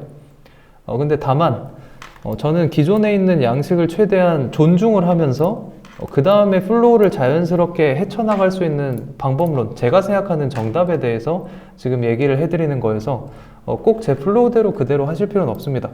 그래서 대표님이 이게 나는 그냥 제3자한테 보여줬을 때 반응이 좋았고 자연스러웠어 라고 하면 그렇게 하셔도 됩니다. 근데 다만 요거 하나는 주의하셔야 될 게 이 심사위원들도 이미 이 양식에 적응이 돼 있다는 거죠. 계속 몇 년 동안 동일한 양식으로 계속 채점을 해왔기 때문에 만약에 이 양식이 거의 무시를 하거나 파괴를 할 정도로 너무 이게 흩어져 있으면 오히려 그게 눈에 잘 안 들어올 거예요, 심사위원들은. 이 양식에 익숙해져 있기 때문에. 그래서 그 부분만 조금 주의를 하셔가지고 뭐 자유롭게 순서는 재배치하셔도 될 것 같습니다. 대신 PSST가 서로 바뀌는 그 정도의 재배치는 저는 추천드리지 않아요. 예를 들어서 실현 가능성에서 우리 아이템에 대한 준비 현황과 정의에 대해서 쓸 건데 그게 문제인식에 미리 나왔다든지 요 정도의 그 순서를 바꾸는 행위는 추천드리지 않는다 라고 이해해 주시면 될 것 같습니다. 그리고 박민영 님이 본문 먼저 쓰고 개요 쓰냐 아니면 개요 먼저 쓰고 본문 쓰냐 라는 질문인데 저는 개인적으로 글을 쓸 때 목차부터 쓰는 편입니다. 그래야 이 목차를 확장해서 쓰는 거는 저는 개인적으로 어렵지 않아서 근데 이거를 어려워하시는 분이 있어요. 그럴 때는 본문을 내가 충분히 길게 쓴 다음에 그걸 그냥 줄여가지고 개요로 정리를 해야지 라고 하셔도 됩니다. 이거는 개인차지 정답이 있는 것은 아니다 라고 이해해 주시면 될 것 같습니다. 그 다음에 이제 황진웅 투님이 글자체가 쓸 때마다 달라진다. 이거 같은 경우는 저도 강의를 이미 한번 한 적이 있는데 유튜브에 저는 맑은 고딕으로 통일하는 걸 추천드립니다. 제가 지금 시간이 없어가지고 막 쓰긴 했는데 저는 맑은 고딕을 일단 추천드린다 라고 이해해 주시면 될 것 같습니다. 그리고 글씨는 무조건 검은색으로 쓰시는 게 좋고 소제목 같은 경우에는 한 13에서 뭐 14포인트 정도, 그 다음에 본문은 똑같이 맑은 고딕 기준으로 볼드는 하지 마시고 뭐 11에서 12포인트 정도 이렇게 맞춰서 쓰시면 될 것 같습니다. 자, 그 다음 또 질문 주신 게 목표 시장 소개할 때 너무 큰 시장 잡으면 부정적이란 얘기를 들었다. 그래서 시장 크기를 신빙성 있게 주장하기 위해서 어떻게 해야 될까? 라는 거죠. 자, 제가 아까 제일 추천드리는 게 이 탐샘송 구조라고 말씀을 드렸죠. 근데 많은 분들이 1차 타깃을 뭐가 있을까요? 예를 들어서 뭐 마우스 시장이다라고 가정해 볼게요. 자, 1차 타깃을 이렇게 마우스 시장 이렇게 뭉뚱그려서 하는데 사실 심사위원 입장에서는 이게 충분히 버티컬하게 나눠질 수 있는데 왜 이렇게 크게 잡았지? 라는 생각이 들 수도 있어요. 예를 들어서 마우스 시장을 조금 쪼개보면 유선 마우스도 있고 뭐 무선 마우스도 있고 그 다음에 버티컬 마우스 이렇게 세로로 된 마우스도 있고 그 다음에 뭐 블루투스 마우스도 있고 마우스가 엄청 다양할 건데 타겟을 만약에 이렇게 뭉뚱그려서 잡으시게 되면 시장이 커 보인다 라는 장점은 있지만 이제 세밀한 타깃 부분에서 이제 마이너스 점수가 되는 거죠. 이제 투자자의 시각으로 보면. 근데 이런 것도 있어요. 내가 이미 엄청 니치한 시장이어서 그냥 1차 타깃 시장을 포함하는 그 상위 시장에 대한 개념을 하기 어렵다. 즉 전체 시장, 유효 시장, 수익 시장으로 나누는 거를 하면 좋은데 나누기 힘들다 라고 하시면 이걸 일단 점유율로 나타내시면 돼요. 무슨 소리냐면 우리가 바로 전체 시장을 다 먹겠다는 게 말이 안 되잖아요. 그래서 너무 시장을 크게 잡으면 이제 부정적이라는 얘기가 거기서 나오는 건데 그래서 예를 들어서 우리 1차 타깃은 전체 시장에 내가 5%만 먹겠다. 이런 식으로 하면 뭐 1조 시장이라고 하면은 이 5%만 하면 이제 몇십억 시장으로 좀 줄어들게 보이겠죠? 그런 식으로 이제 하시는 게 좋고, 아니면 내가 이미 확보한 고객 기준으로 1차 시장을 형성한다 라는 겁니다. 예를 들어서 내가 커뮤니티 1,000명을 운영을 하고 있는데 얘네가 다 잠재 고객이라는 가정하에 이 1,000명에 대한 시장만 일단은 1차 타겟으로 표현을 한다던가 이렇게 구분해서 단계적으로 표현해줘야 심사위원 입장에서는 받아들이기 편하다 라고 이해해 주시면 될 것 같습니다. 그래서 지금 이 주장을 어디서 찾을 수 있냐는 좋은 질문은 아닌 것 같고 이런 식으로 기술적으로 그 사람이 받아들이기 편한 시장의 크기로 어필을 해주시는 게 더 좋지 않을까라는 게 제 일단 의견입니다. 답변이 되셨을지 모르겠습니다.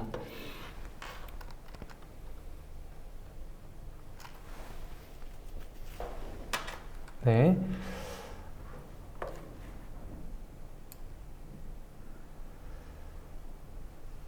와이어프레임으로 만드셨는데 이미지가 잘 안 보입니다. 이렇게 첨부해도 괜찮냐? 저 같은 경우는 만약에 와이어프레임을 보여주는 것 자체가 우리 아이템을 이해시키는 데 있어서 가장 좋은 방법이냐라는 것부터 일단 생각을 해보셔야 될 것 같아요. 자, 여기서도 제가 바로 설명을 드릴 건데 2-1에서 제일 먼저 해야 될 일이 뭐냐면 여기야말로 이 파란 글씨가 아무 의미가 없습니다. 이거는 무시를 해야 되는 경우고 지금 우리가 시장에 대한 얘기, 문제인식에 대한 얘기를 막 마쳤기 때문에 이제 우리 솔루션에 대한 정의가 들어가야 됩니다. 자, 그러면 아까 우리가 이미 정의한 거 있죠? 여기 뭐 시제품 도면이 될 수도 있고 뭐 와이어 프레임이 될 수도 있고 아니면 뭐 시제품 사진이 될 수도 있고 이런 게 들어가고 여기서 이제 기능 정의, 스펙, 뭐 크기가 얼마고 요거 가격은 얼마고 뭐 식품이면 보유는 몇 개씩 포장을 해야 되고 뭐 이런 거에 대한 스펙이 여기 나오게 되겠죠. 근데 만약에 와이어 프레임을 꼭 여기 제시를 해야 된다 라고 하시면 그렇게 해도 되는데 안 보인다 라고 하면 저는 제일 뒤에 있는 이제 별첨 서류 아시죠? 참고 자료로 이제 넣을 수 있는 게 따로 있는데 이번 창중대는 그게 나눠서 그 파일을 접수하게 돼 있어서 지금 이 양식에는 없는데 그 별첨 자료 그 파일이 따로 있을 겁니다. 그 공고문에 보시면 거기 보시면 이제 기타 참고 서류라고 돼 있는 부분이 있죠. 그래서 차라리 거기에 크게 확대를 해서 집어 넣으시는 게 오히려 나을 것 같고 예를 들어서 여기 아이템 설명을 하다가 여기에 와이어 프레임 참고 자료 별첨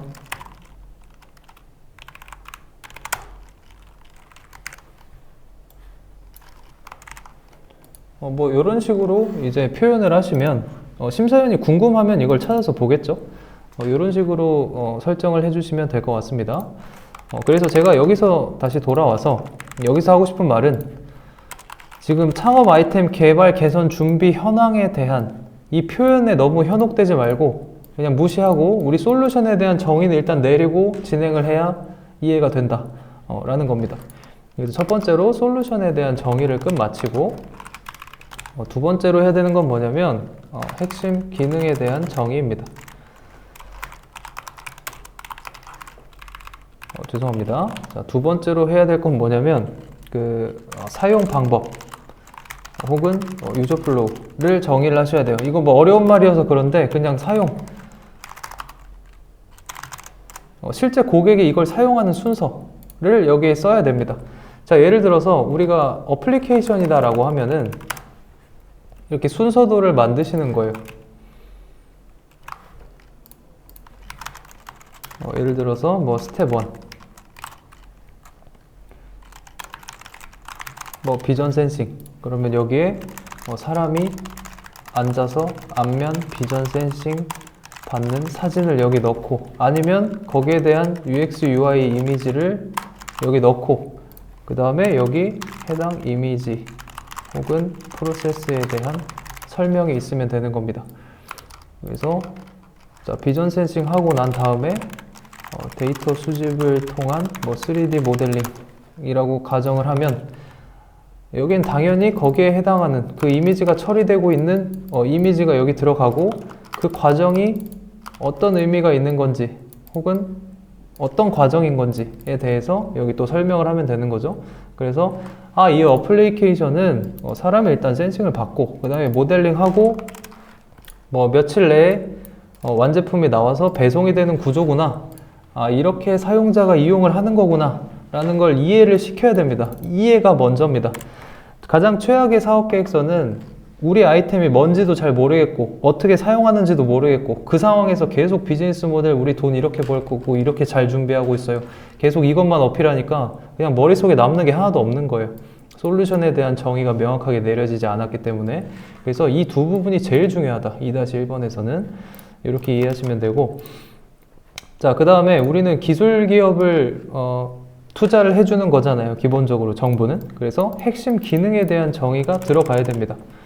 자, 우리 여기 스펙이랑은 조금 다릅니다. 기능 정의를 했고 스펙 정의를 했지만 여기에 있어서는 우리 아이템이 기술력이 있다는 증거에 가깝습니다. 그래서 예를 들어서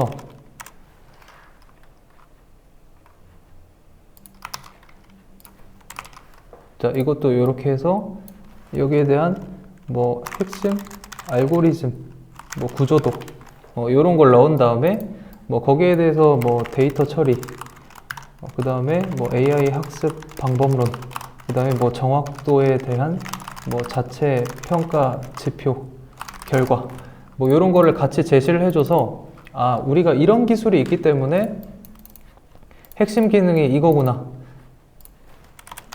기술입니다. 핵심 기술은 이거구나 라는 거를 알게 되는 거죠. 그래서 이 사람이 기술력이 있고 충분히 진입장벽을 만들 수 있겠네 라는 게 이제 여기서 드러나게 됩니다.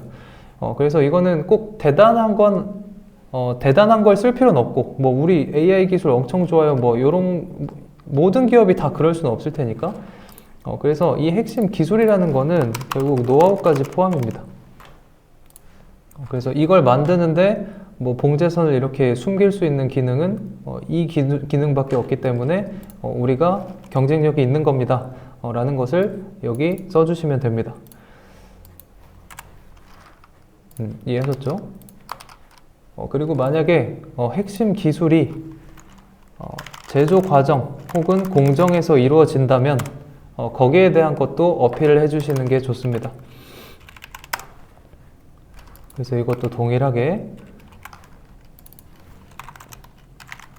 뭐 스텝 1으로 뭐뭐가 있고 제조 과정 1, 여기 제조 과정에 대한 설명, 그리고 이 제조 과정에서 우리 아이템 특성 혹은 기술에 대한 설명, 남들이 따라하기 어려운 이런 제조 과정도 어필할 수 있으면 어필하시는 게 좋고, 나는 뭐 제조 공정에서 특별히 특출난 건 없다, 그냥 OEM 공장 맡겨서 하는 거여서 거기에 대한 기술은 없다 라고 하시면 굳이 생략은 하셔도 된다. 그래서 이거는 선택사항이다 라고 이해해 주시면 될 것 같습니다. 자, 우리가 이제 아이템을 정의를 했으니까 거기에 대한 준비 현황은 얘기를 해야겠죠. 여기서 물어봤으니까.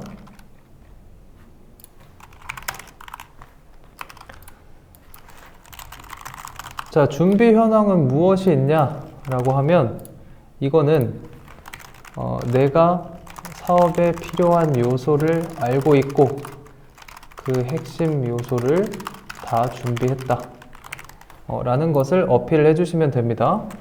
자, 그래서 준비 현황의 예시가 어떤 게 있냐면, 자, 아까 생산을 위해서 내가 OEM 업체 구해놨다 라고 하면 똑같이 여기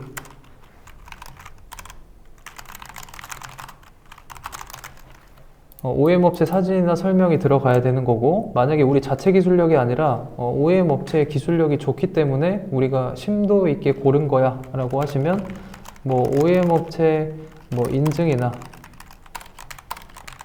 뭐 특허나 이런 것도 짤막하게 어필하시는 게 좋겠죠. 자, 일단 생산은 OEM 업체 이만큼 구해놨고요. 그 다음에 우리가 제일 중요한 게 데이터잖아요, AI니까. 그래서 데이터 확보 현황, 혹은 시장 테스트 현황, MVP 테스트 결과가 있는 경우에 이런 거에 대해서 이제 준비 현황에 대해서 쓰시면 됩니다. 요소를. 그러면 여기는 이제 완료가 되는 거죠. 자, 그리고 이제 구체화 고도화 방안으로 넘어가는데 여기에 대해서는 기능이랑 성능을 우리가 다 앞에서 이미 설명을 했기 때문에 여기까지는 우리가 이미 다 한 겁니다. 자, 그리고 나서 여기는 경쟁력이나 차별성 같은 거를 기재해 주시면 됩니다.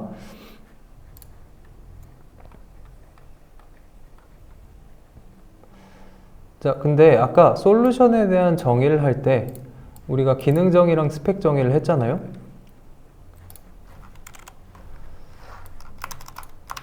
근데 이 준비 현황 마지막 내용에 고도와 목표까지 설정을 해주시면 좋아요. 이거를 뭐 2-2에서 하셔도 되고 뭐 여기서 플로우상 자연스러우면 여기서 하셔도 됩니다. 이거는 왜 필요하냐면 협약 기간 내에 개발 목표에 대해서 일단 정의는 내려야 나중에 심사를 할 때 이거를 달성했구나 안 했구나를 알 수 있을 거 아니에요. 그래서 그런 측면에서 의미를 합니다. 예를 들어서 기능 1에 대해서는 120% 이상 정확도 상승이 목표다. 이렇게 쓰셔도 되고 아니면은 제품 라인을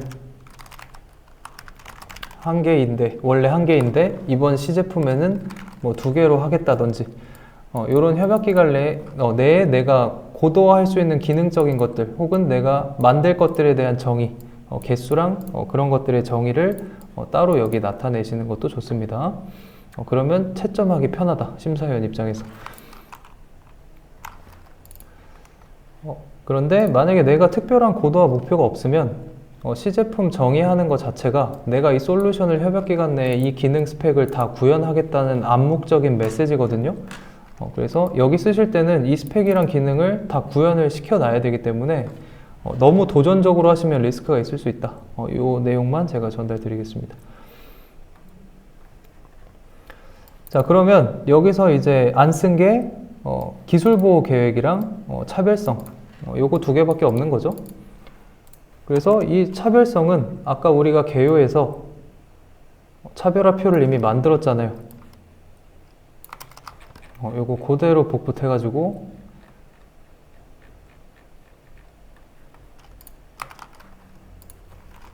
여기다가 이렇게 쓰시면 됩니다. 자, 근데 경쟁사 대비 차별점 할 때 주의할 점은 뭐냐면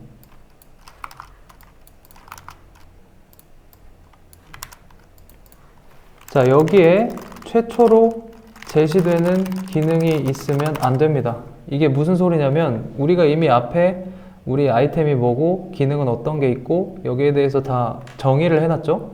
근데 여기서 만약에 우리 위에선 설명 안 했다가 갑자기 기능 4번을 여기서 새로 비교 포인트로 쓰면서 설명을 했다 라고 하면 이 기능이 뭔지, 왜 필요한지, 그리고 기존에는 이런 형태인데 우리는 이렇게 하기 때문에 경쟁사가 그걸 따라하기 어렵습니다 라고까지 여기서 이해시키려면 너무 힘들어요. 그래서 앞에 이미 설명은 다 끝낸 상태에서 이 포인트만 그냥 짚어서 딱딱 설명해 주는 게 이 본문에서 경쟁사 대비 차별점이 해야 될 일이다 라고 이해해 주시면 될 것 같습니다. 자, 그러면 차별화 포인트 1, 2, 3로 여기 설명을 다 했으니까 이제 남은 거는 기술보호 방안이겠죠? 기술보호 방안을 쓰실 때는 동일하게 3가지 정도 방법이 있는데, 자, 일단 첫 번째로 정성적인 거, 그러니까 정량적인 거, 이거는 특허, 인증, 이런 게 될 수 있고요. 정성적인 건 뭐냐면 빠른 시장 진출도 사실 기술보호 방안 중에 하나입니다. 왜냐면 기술보호 방안을 다른 말로 하면 진입장벽을 구축할 수 있는 방안을 여기 쓰라는 거거든요. 그래서 내가 아직은 니치한 시장이기 때문에 빠르게 시장 진출을 해서 우리가 완전 1등 기업으로 포지셔닝 하겠다라는 것도 어떻게 보면 기술 방안이에요. 왜냐면 내가 특별한 기술이나 노하우가 없어서 이거를 빨리 따라할 수밖에 없는 구조라면 나는 제일 먼저 시장에 진출할 수 있기 때문에 이걸로 기술 보호할 거야 라는 것도 좋은 전략이라는 거죠. 그래서 요거는 취사 선택해서 여기 쓰시면 좋을 것 같습니다. 만약에 내가 특허와 인증이 지금 현재 가지고 있지 않다면 이거는 향후 계획에 대해서 여기 쓰시면 됩니다. 그래서 지금 특허 없다고 해서 이거 공란으로 남겨두시지 마시고 계획에 대해서 쓰시면 된다. 사업 계획서니까. 이 요소까지 쓰시면 이제 솔루션까지 다 쓰신 거죠.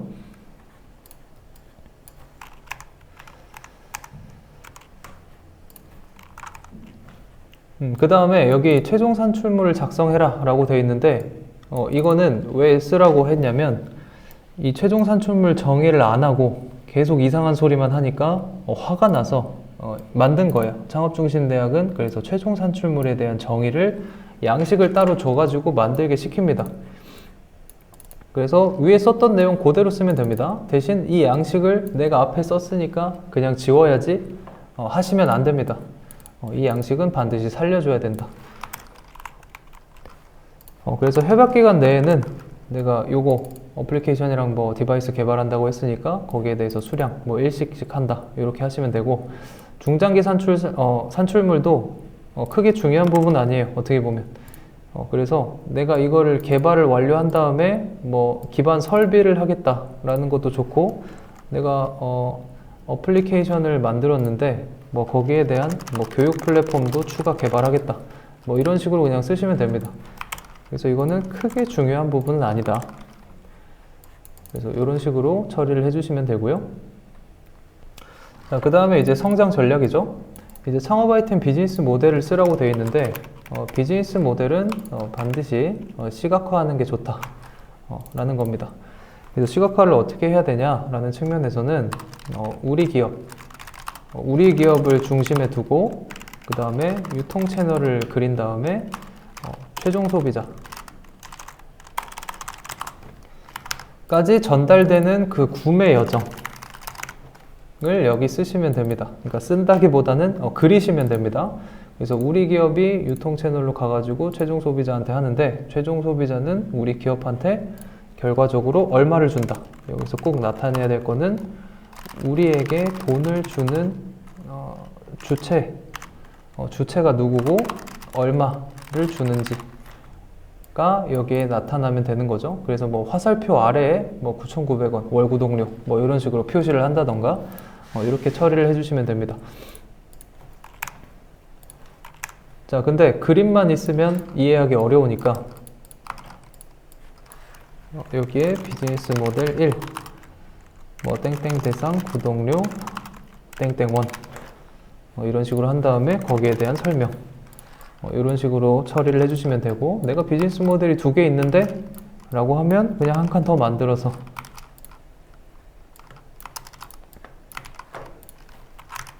두 번째로 하는데 이거는 뭐 수수료다,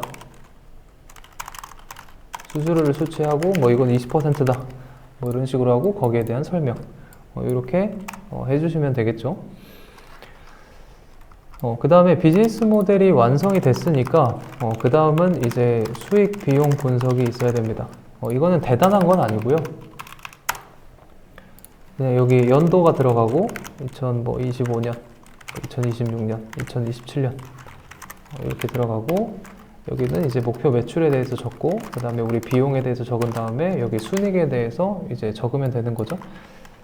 그리고 우리가 센스 있는 사람이다 라고 한다면, 우리가 비용 분석을 엄청 잘 했어요 라고 한다면 그 재무제표급으로 뭐 추정재무제표 같은 거 만든 다음에 이건 아까 똑같이 별첨 서류에서 확인하세요 라는 측면으로 활용해도 되겠죠.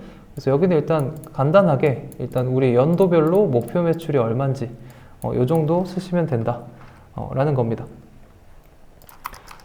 그리고 만약에 공간이 남는다면 여기 기존 제품 판매 현황, 즉 매출 현황에 대해서 어필하시는 것도 좋은 방법이에요. 자, 왜냐면 이거는 꼭 시제품에 관련된 매출일 필요는 없습니다. 매출일 필요 없음. 대신 시제품 관련 매출일수록 좋습니다. 왜냐면 유사한 제품을 유사한 시장에 이미 진출했다는 증거이기 때문에 추가적으로 진출하기 좋거든요. 그래서 이 사람들은 그냥 아이템만 만들면 바로 기존 유통 채널 활용해서 진출할 수 있을 것 같네? 라는 걸 어필할 수 있으면 이 내용까지 적는 게 좋습니다. 자, 그 다음이 이제 시장 진입이랑 사업화 전략인데, 자, 이거는 그냥 엄청 복잡하게 써져 있는데 크게 두 가지만 쓰시면 됩니다. 자, 마케팅 전략 쓰시면 되고요. 내가 준비해야 하는데 아직 못한 거를 어떻게 할 것인지를 쓰시면 됩니다. 자, 왜냐하면 여기 시장 진입이랑 사업화 전략이라는 표현 자체가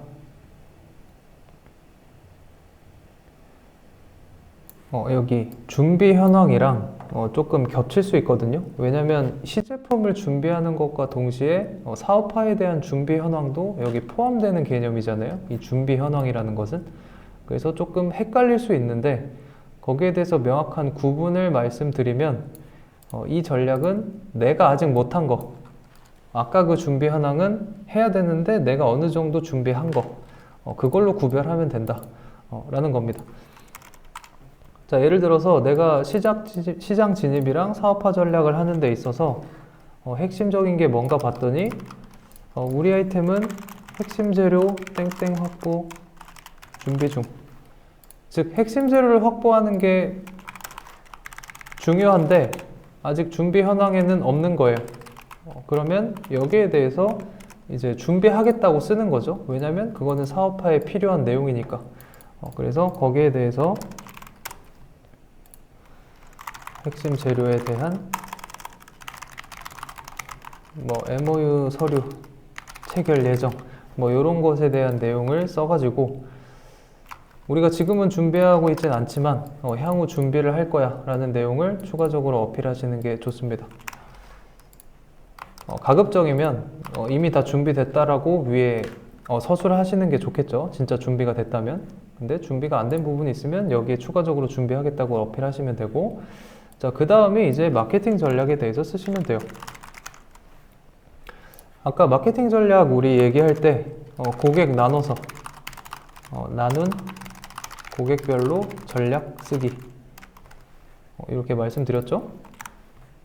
그래서 마케팅 전략 쓴 다음에 제 첫 번째 목표는 뭐냐면요, B2C 타깃 SNS 광고 이런 식으로 한 다음에 거기에 대한 설명,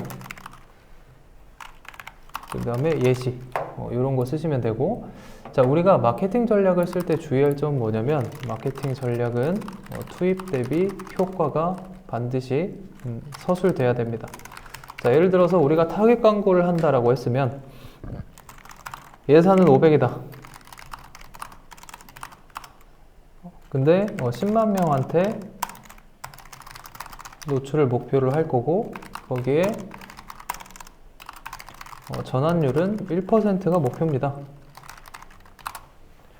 이런 식으로 해서 그러면 땡땡명이 전환이 될 건데 거기에 우리 객단가를 곱해서 예상 매출은 땡땡원입니다 라는 내용이 이 하나의 전략에 다 드러나야 된다라는 겁니다.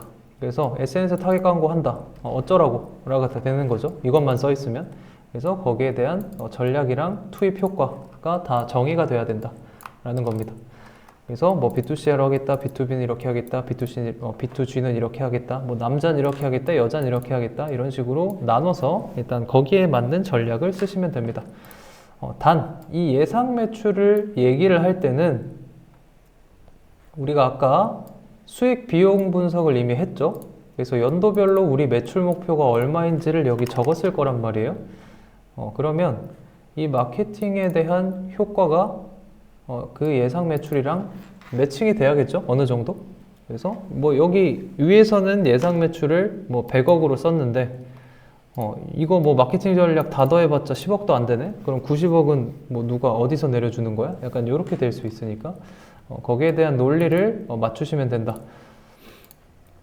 요거 주의하시면 될 것 같습니다. 그래서 사업화 전략은 마케팅 전략이랑 같다 라고 이해해 주시면 될 것 같아요.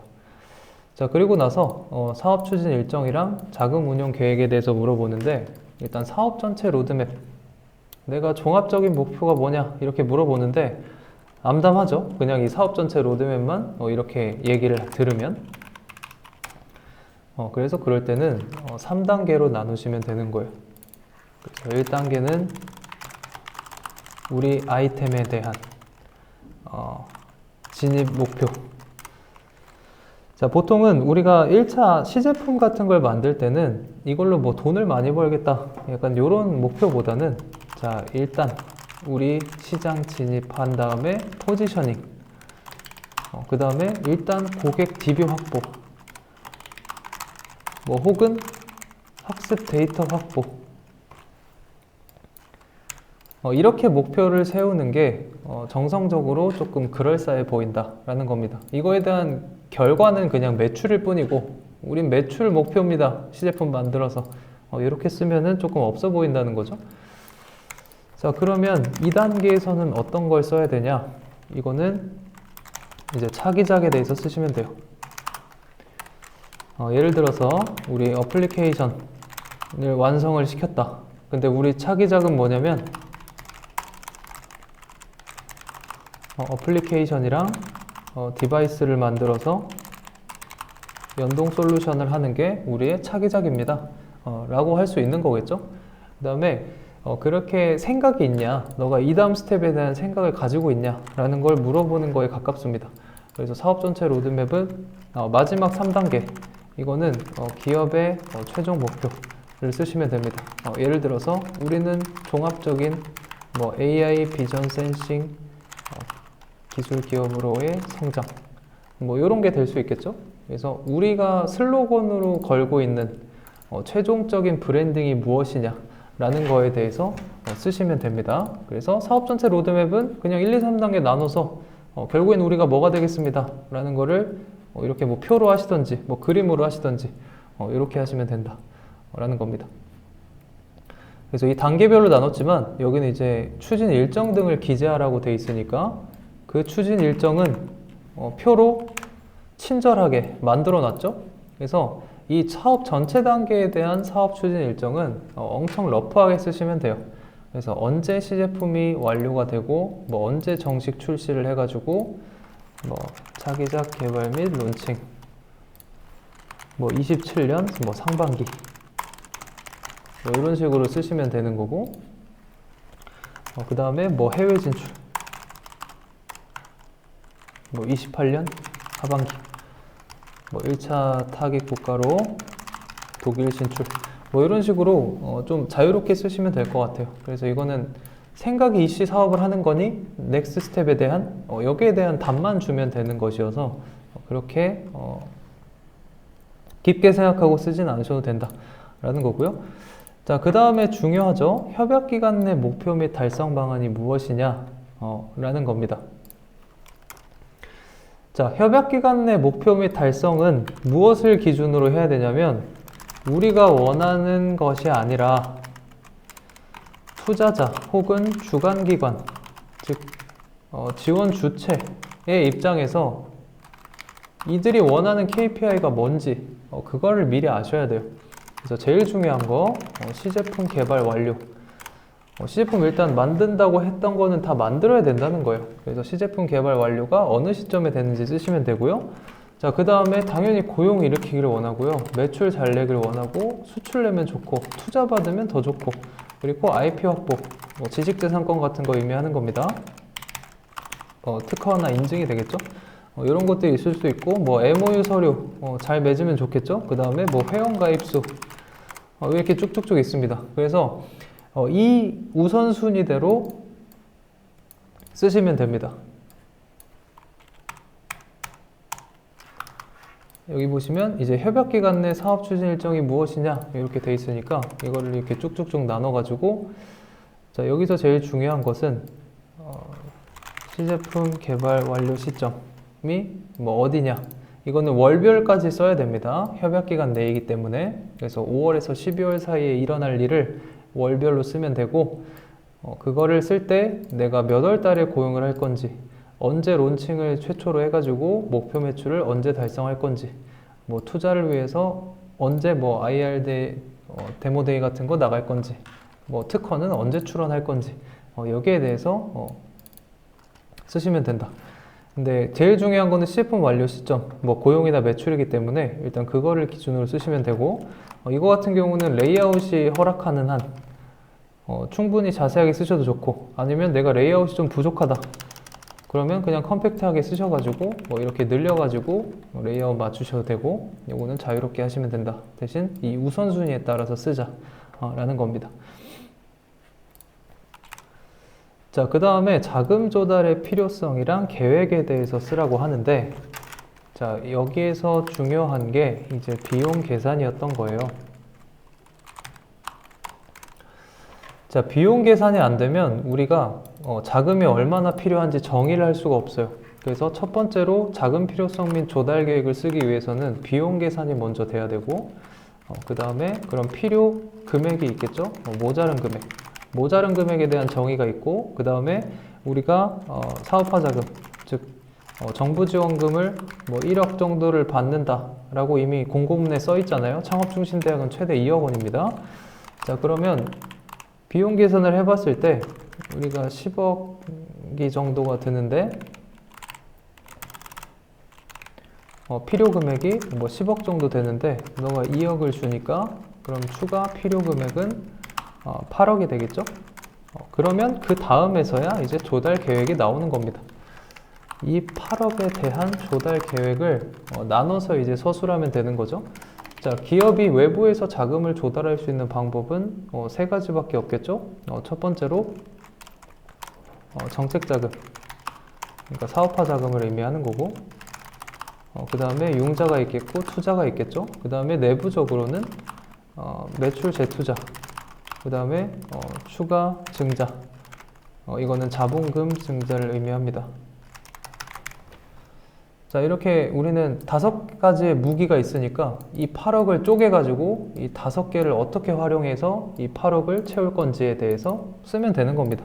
그러면 자금 필요성 및 조달 계획은 다 잘 쓸 수 있다 라는 겁니다. 자, 그런데 여기 보시면 추가 자본금을 하고 뭐 시드, 시리즈 A, B 등의 투자 유치에 대한 조달 계획을 써라 라고 되어 있죠. 요즘에 그 정부 지원 사업의 트렌드는 뭐냐면 이거를 지원을 하고 끝마치는 게 아니라 우리가 그 자체적으로 다 펀드가 만들어져 있고 투자사가 연결돼 있어서 진짜 투자를 추가적으로 받고 싶은 기업들을 선호하는 경향성이 있습니다.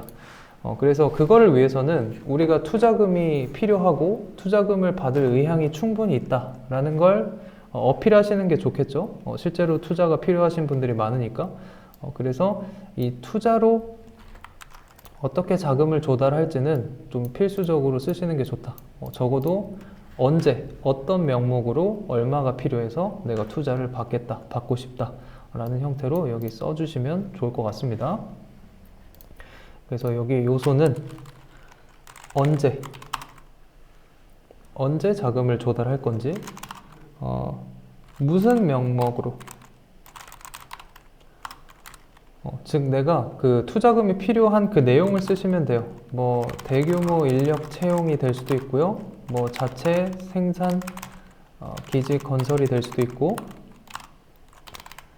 뭐 대규모 R&D가 필요할 수도 있고, 그래서 어디다 쓸 건지 일단 정의를 하고,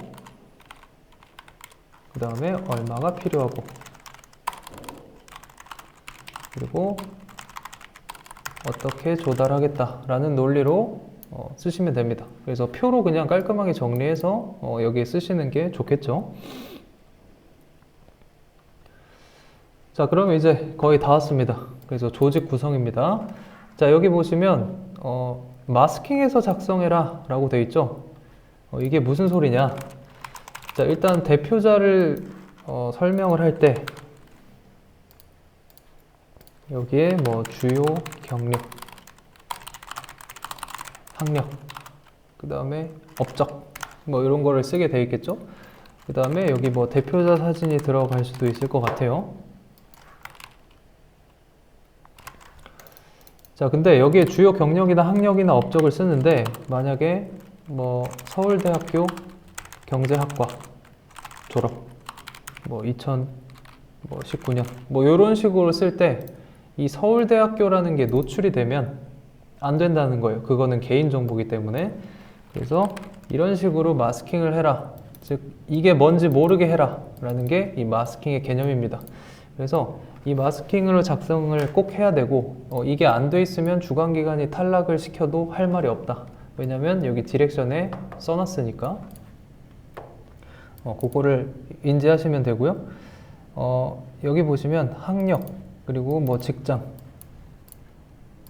여기에 수행 업무 같은 것만 작성을 해라 라고 되어 있다는 건 이 직장이 뭔지 특정 짓지 말라는 겁니다. 그래서 예를 들어서 내가 삼성전자에서 일했다는 것을 강조하고 싶으시면 그냥 이런 식으로 해가지고 사실 이 정도만 지워도 삼성전자에서 일했네 라는 걸 유추할 수는 있겠죠. 그래서 그 정도로만 이제 마스킹을 하는 것도 전략이겠죠. 그래서 일단 이 디렉션은 지우고, 자 여기서 제가 드리고 싶은 말씀은 그 주요 경력, 학력이랑 업적을 쓰시는 건 좋은데 그 팩트만 쓰시는 건 큰 의미가 없다는 거예요. 자 예를 들어서 대표자 역량이 무엇이 있냐라고 하면 첫 번째로 잘 만든다, 두 번째로 잘 판다. 이 두 가지를 둘 다 잘하는 사람은 거의 제가 못 봤습니다. 예를 들어서 내가 엄청 기술 전문가야. 그래서 기계는 엄청 잘 만들지만 내가 마케팅이나 영업에 대한 역량은 없다. 이렇게 될 수도 있겠죠. 그래서 둘 중에 하나 잘하는 걸 그냥 컨셉으로 정한 다음에 거기에 대해서만 어필하시는 게 좋아요. 물론 둘 다 잘한다 그러면 둘 다 어필하면 더 좋겠죠. 자 그러면 내가 잘 판다에 만약에 그 중점을 두고 싶으면 뭐 틱땡에서 티켓 판매 MD 경력 10년 뭐 2012년부터 했다. 보통 이렇게 쓰고 끝내거든요. 근데 이렇게 하면 내가 얼마나 대단한 능력이 있는지 어필을 아직 안 한 겁니다. 그래서 제가 이거를 쓴다라고 한다면 저는 추가적으로 여기에 내 업적에 대해서 쓰게 합니다. 그래서 내가 티켓 소싱 누적 120개를 했고 그 다음에 누적 매출 300억을 냈다 라고 하면 이 사람이 실제로 어떤 소싱하는 능력이라던가 매출을 실제로 낼 수 있는 마케팅을 할 수 있는 사람이네 라는 게 비로소 이제 느껴진다는 거죠. 이거 그냥 MD 10년 경력 있으니까 내가 잘한다 라기보다는 그리고 나서 여기에 관련된 레퍼런스 사진 같은 걸 넣어주시면 좋겠죠. 여기서 말하는 레퍼런스는 내가 개발했던 뭐 UX, UI 디자인이라던가 뭐 내가 디자인 강점이 있으면 아니면 뭐 어플리케이션이라던가 내가 어플을 만든다고 했으면 이미 내가 어플을 만들어 봤고 이 어플리케이션이 실제로 MAU, DAU 몇 명 이상을 달성해 본 경험이 있기 때문에 내가 그걸 기반으로 잘할 수 있다 라는 걸 어필할 수 있겠죠. 그래서 우리 사업 아이템이나 내 역량을 드러내 줄 수 있는 레퍼런스 관련된 사진을 넣는 게 좋습니다. 그리고 여기도 대표님 반명 한 판 넣지 말고 그 액티브한 사진, 즉 사업에 관련된 내가 기술 개발자라고 하면은 차라리 그 코딩을 하고 있는 어떤 컨셉 사진이 훨씬 와닿는다는 거고 다만 여기에 누구를 특정짓게 생각하는 사진을 넣으면 안 되겠죠? 그래서 얼굴 부분은 뭐 모자이크 처리를 하셔도 좋고 그럼 모자이크 처리할 거면 대체 사진을 왜 넣냐? 라고 하시면 사람 심리상 하여튼 내가 사진을 까서 여기 넣었다는 것 자체가 신뢰도를 줄 수 있습니다. 그래서 저는 눈 부분, 얼굴 부분을 가리더라도 일단 사진을 넣는 걸 추천드린다 라는 겁니다. 그래서 거기에 대한 내용을 제가 설명드렸고요.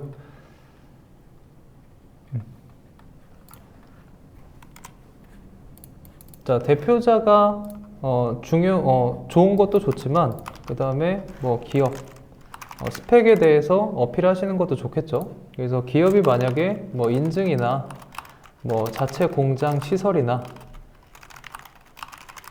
뭐 이런 게 있으면 뭐 따로 사진으로 여기 추가적으로 어필하시는 것도 방법입니다.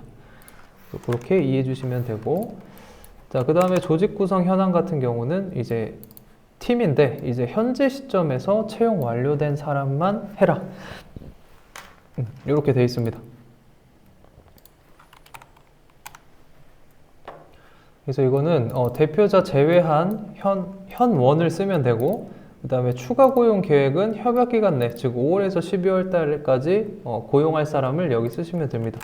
예를 들어서 뭐 2명인데, 자, 여기 보시면 예정이라고 되어 있는 분들 있죠? 이분은 이제 협약 기간 내 고용할 분들은 예정이라고 이렇게 표시를 하라라고 가이드에 나와 있죠? 그럼 그대로 하시면 됩니다.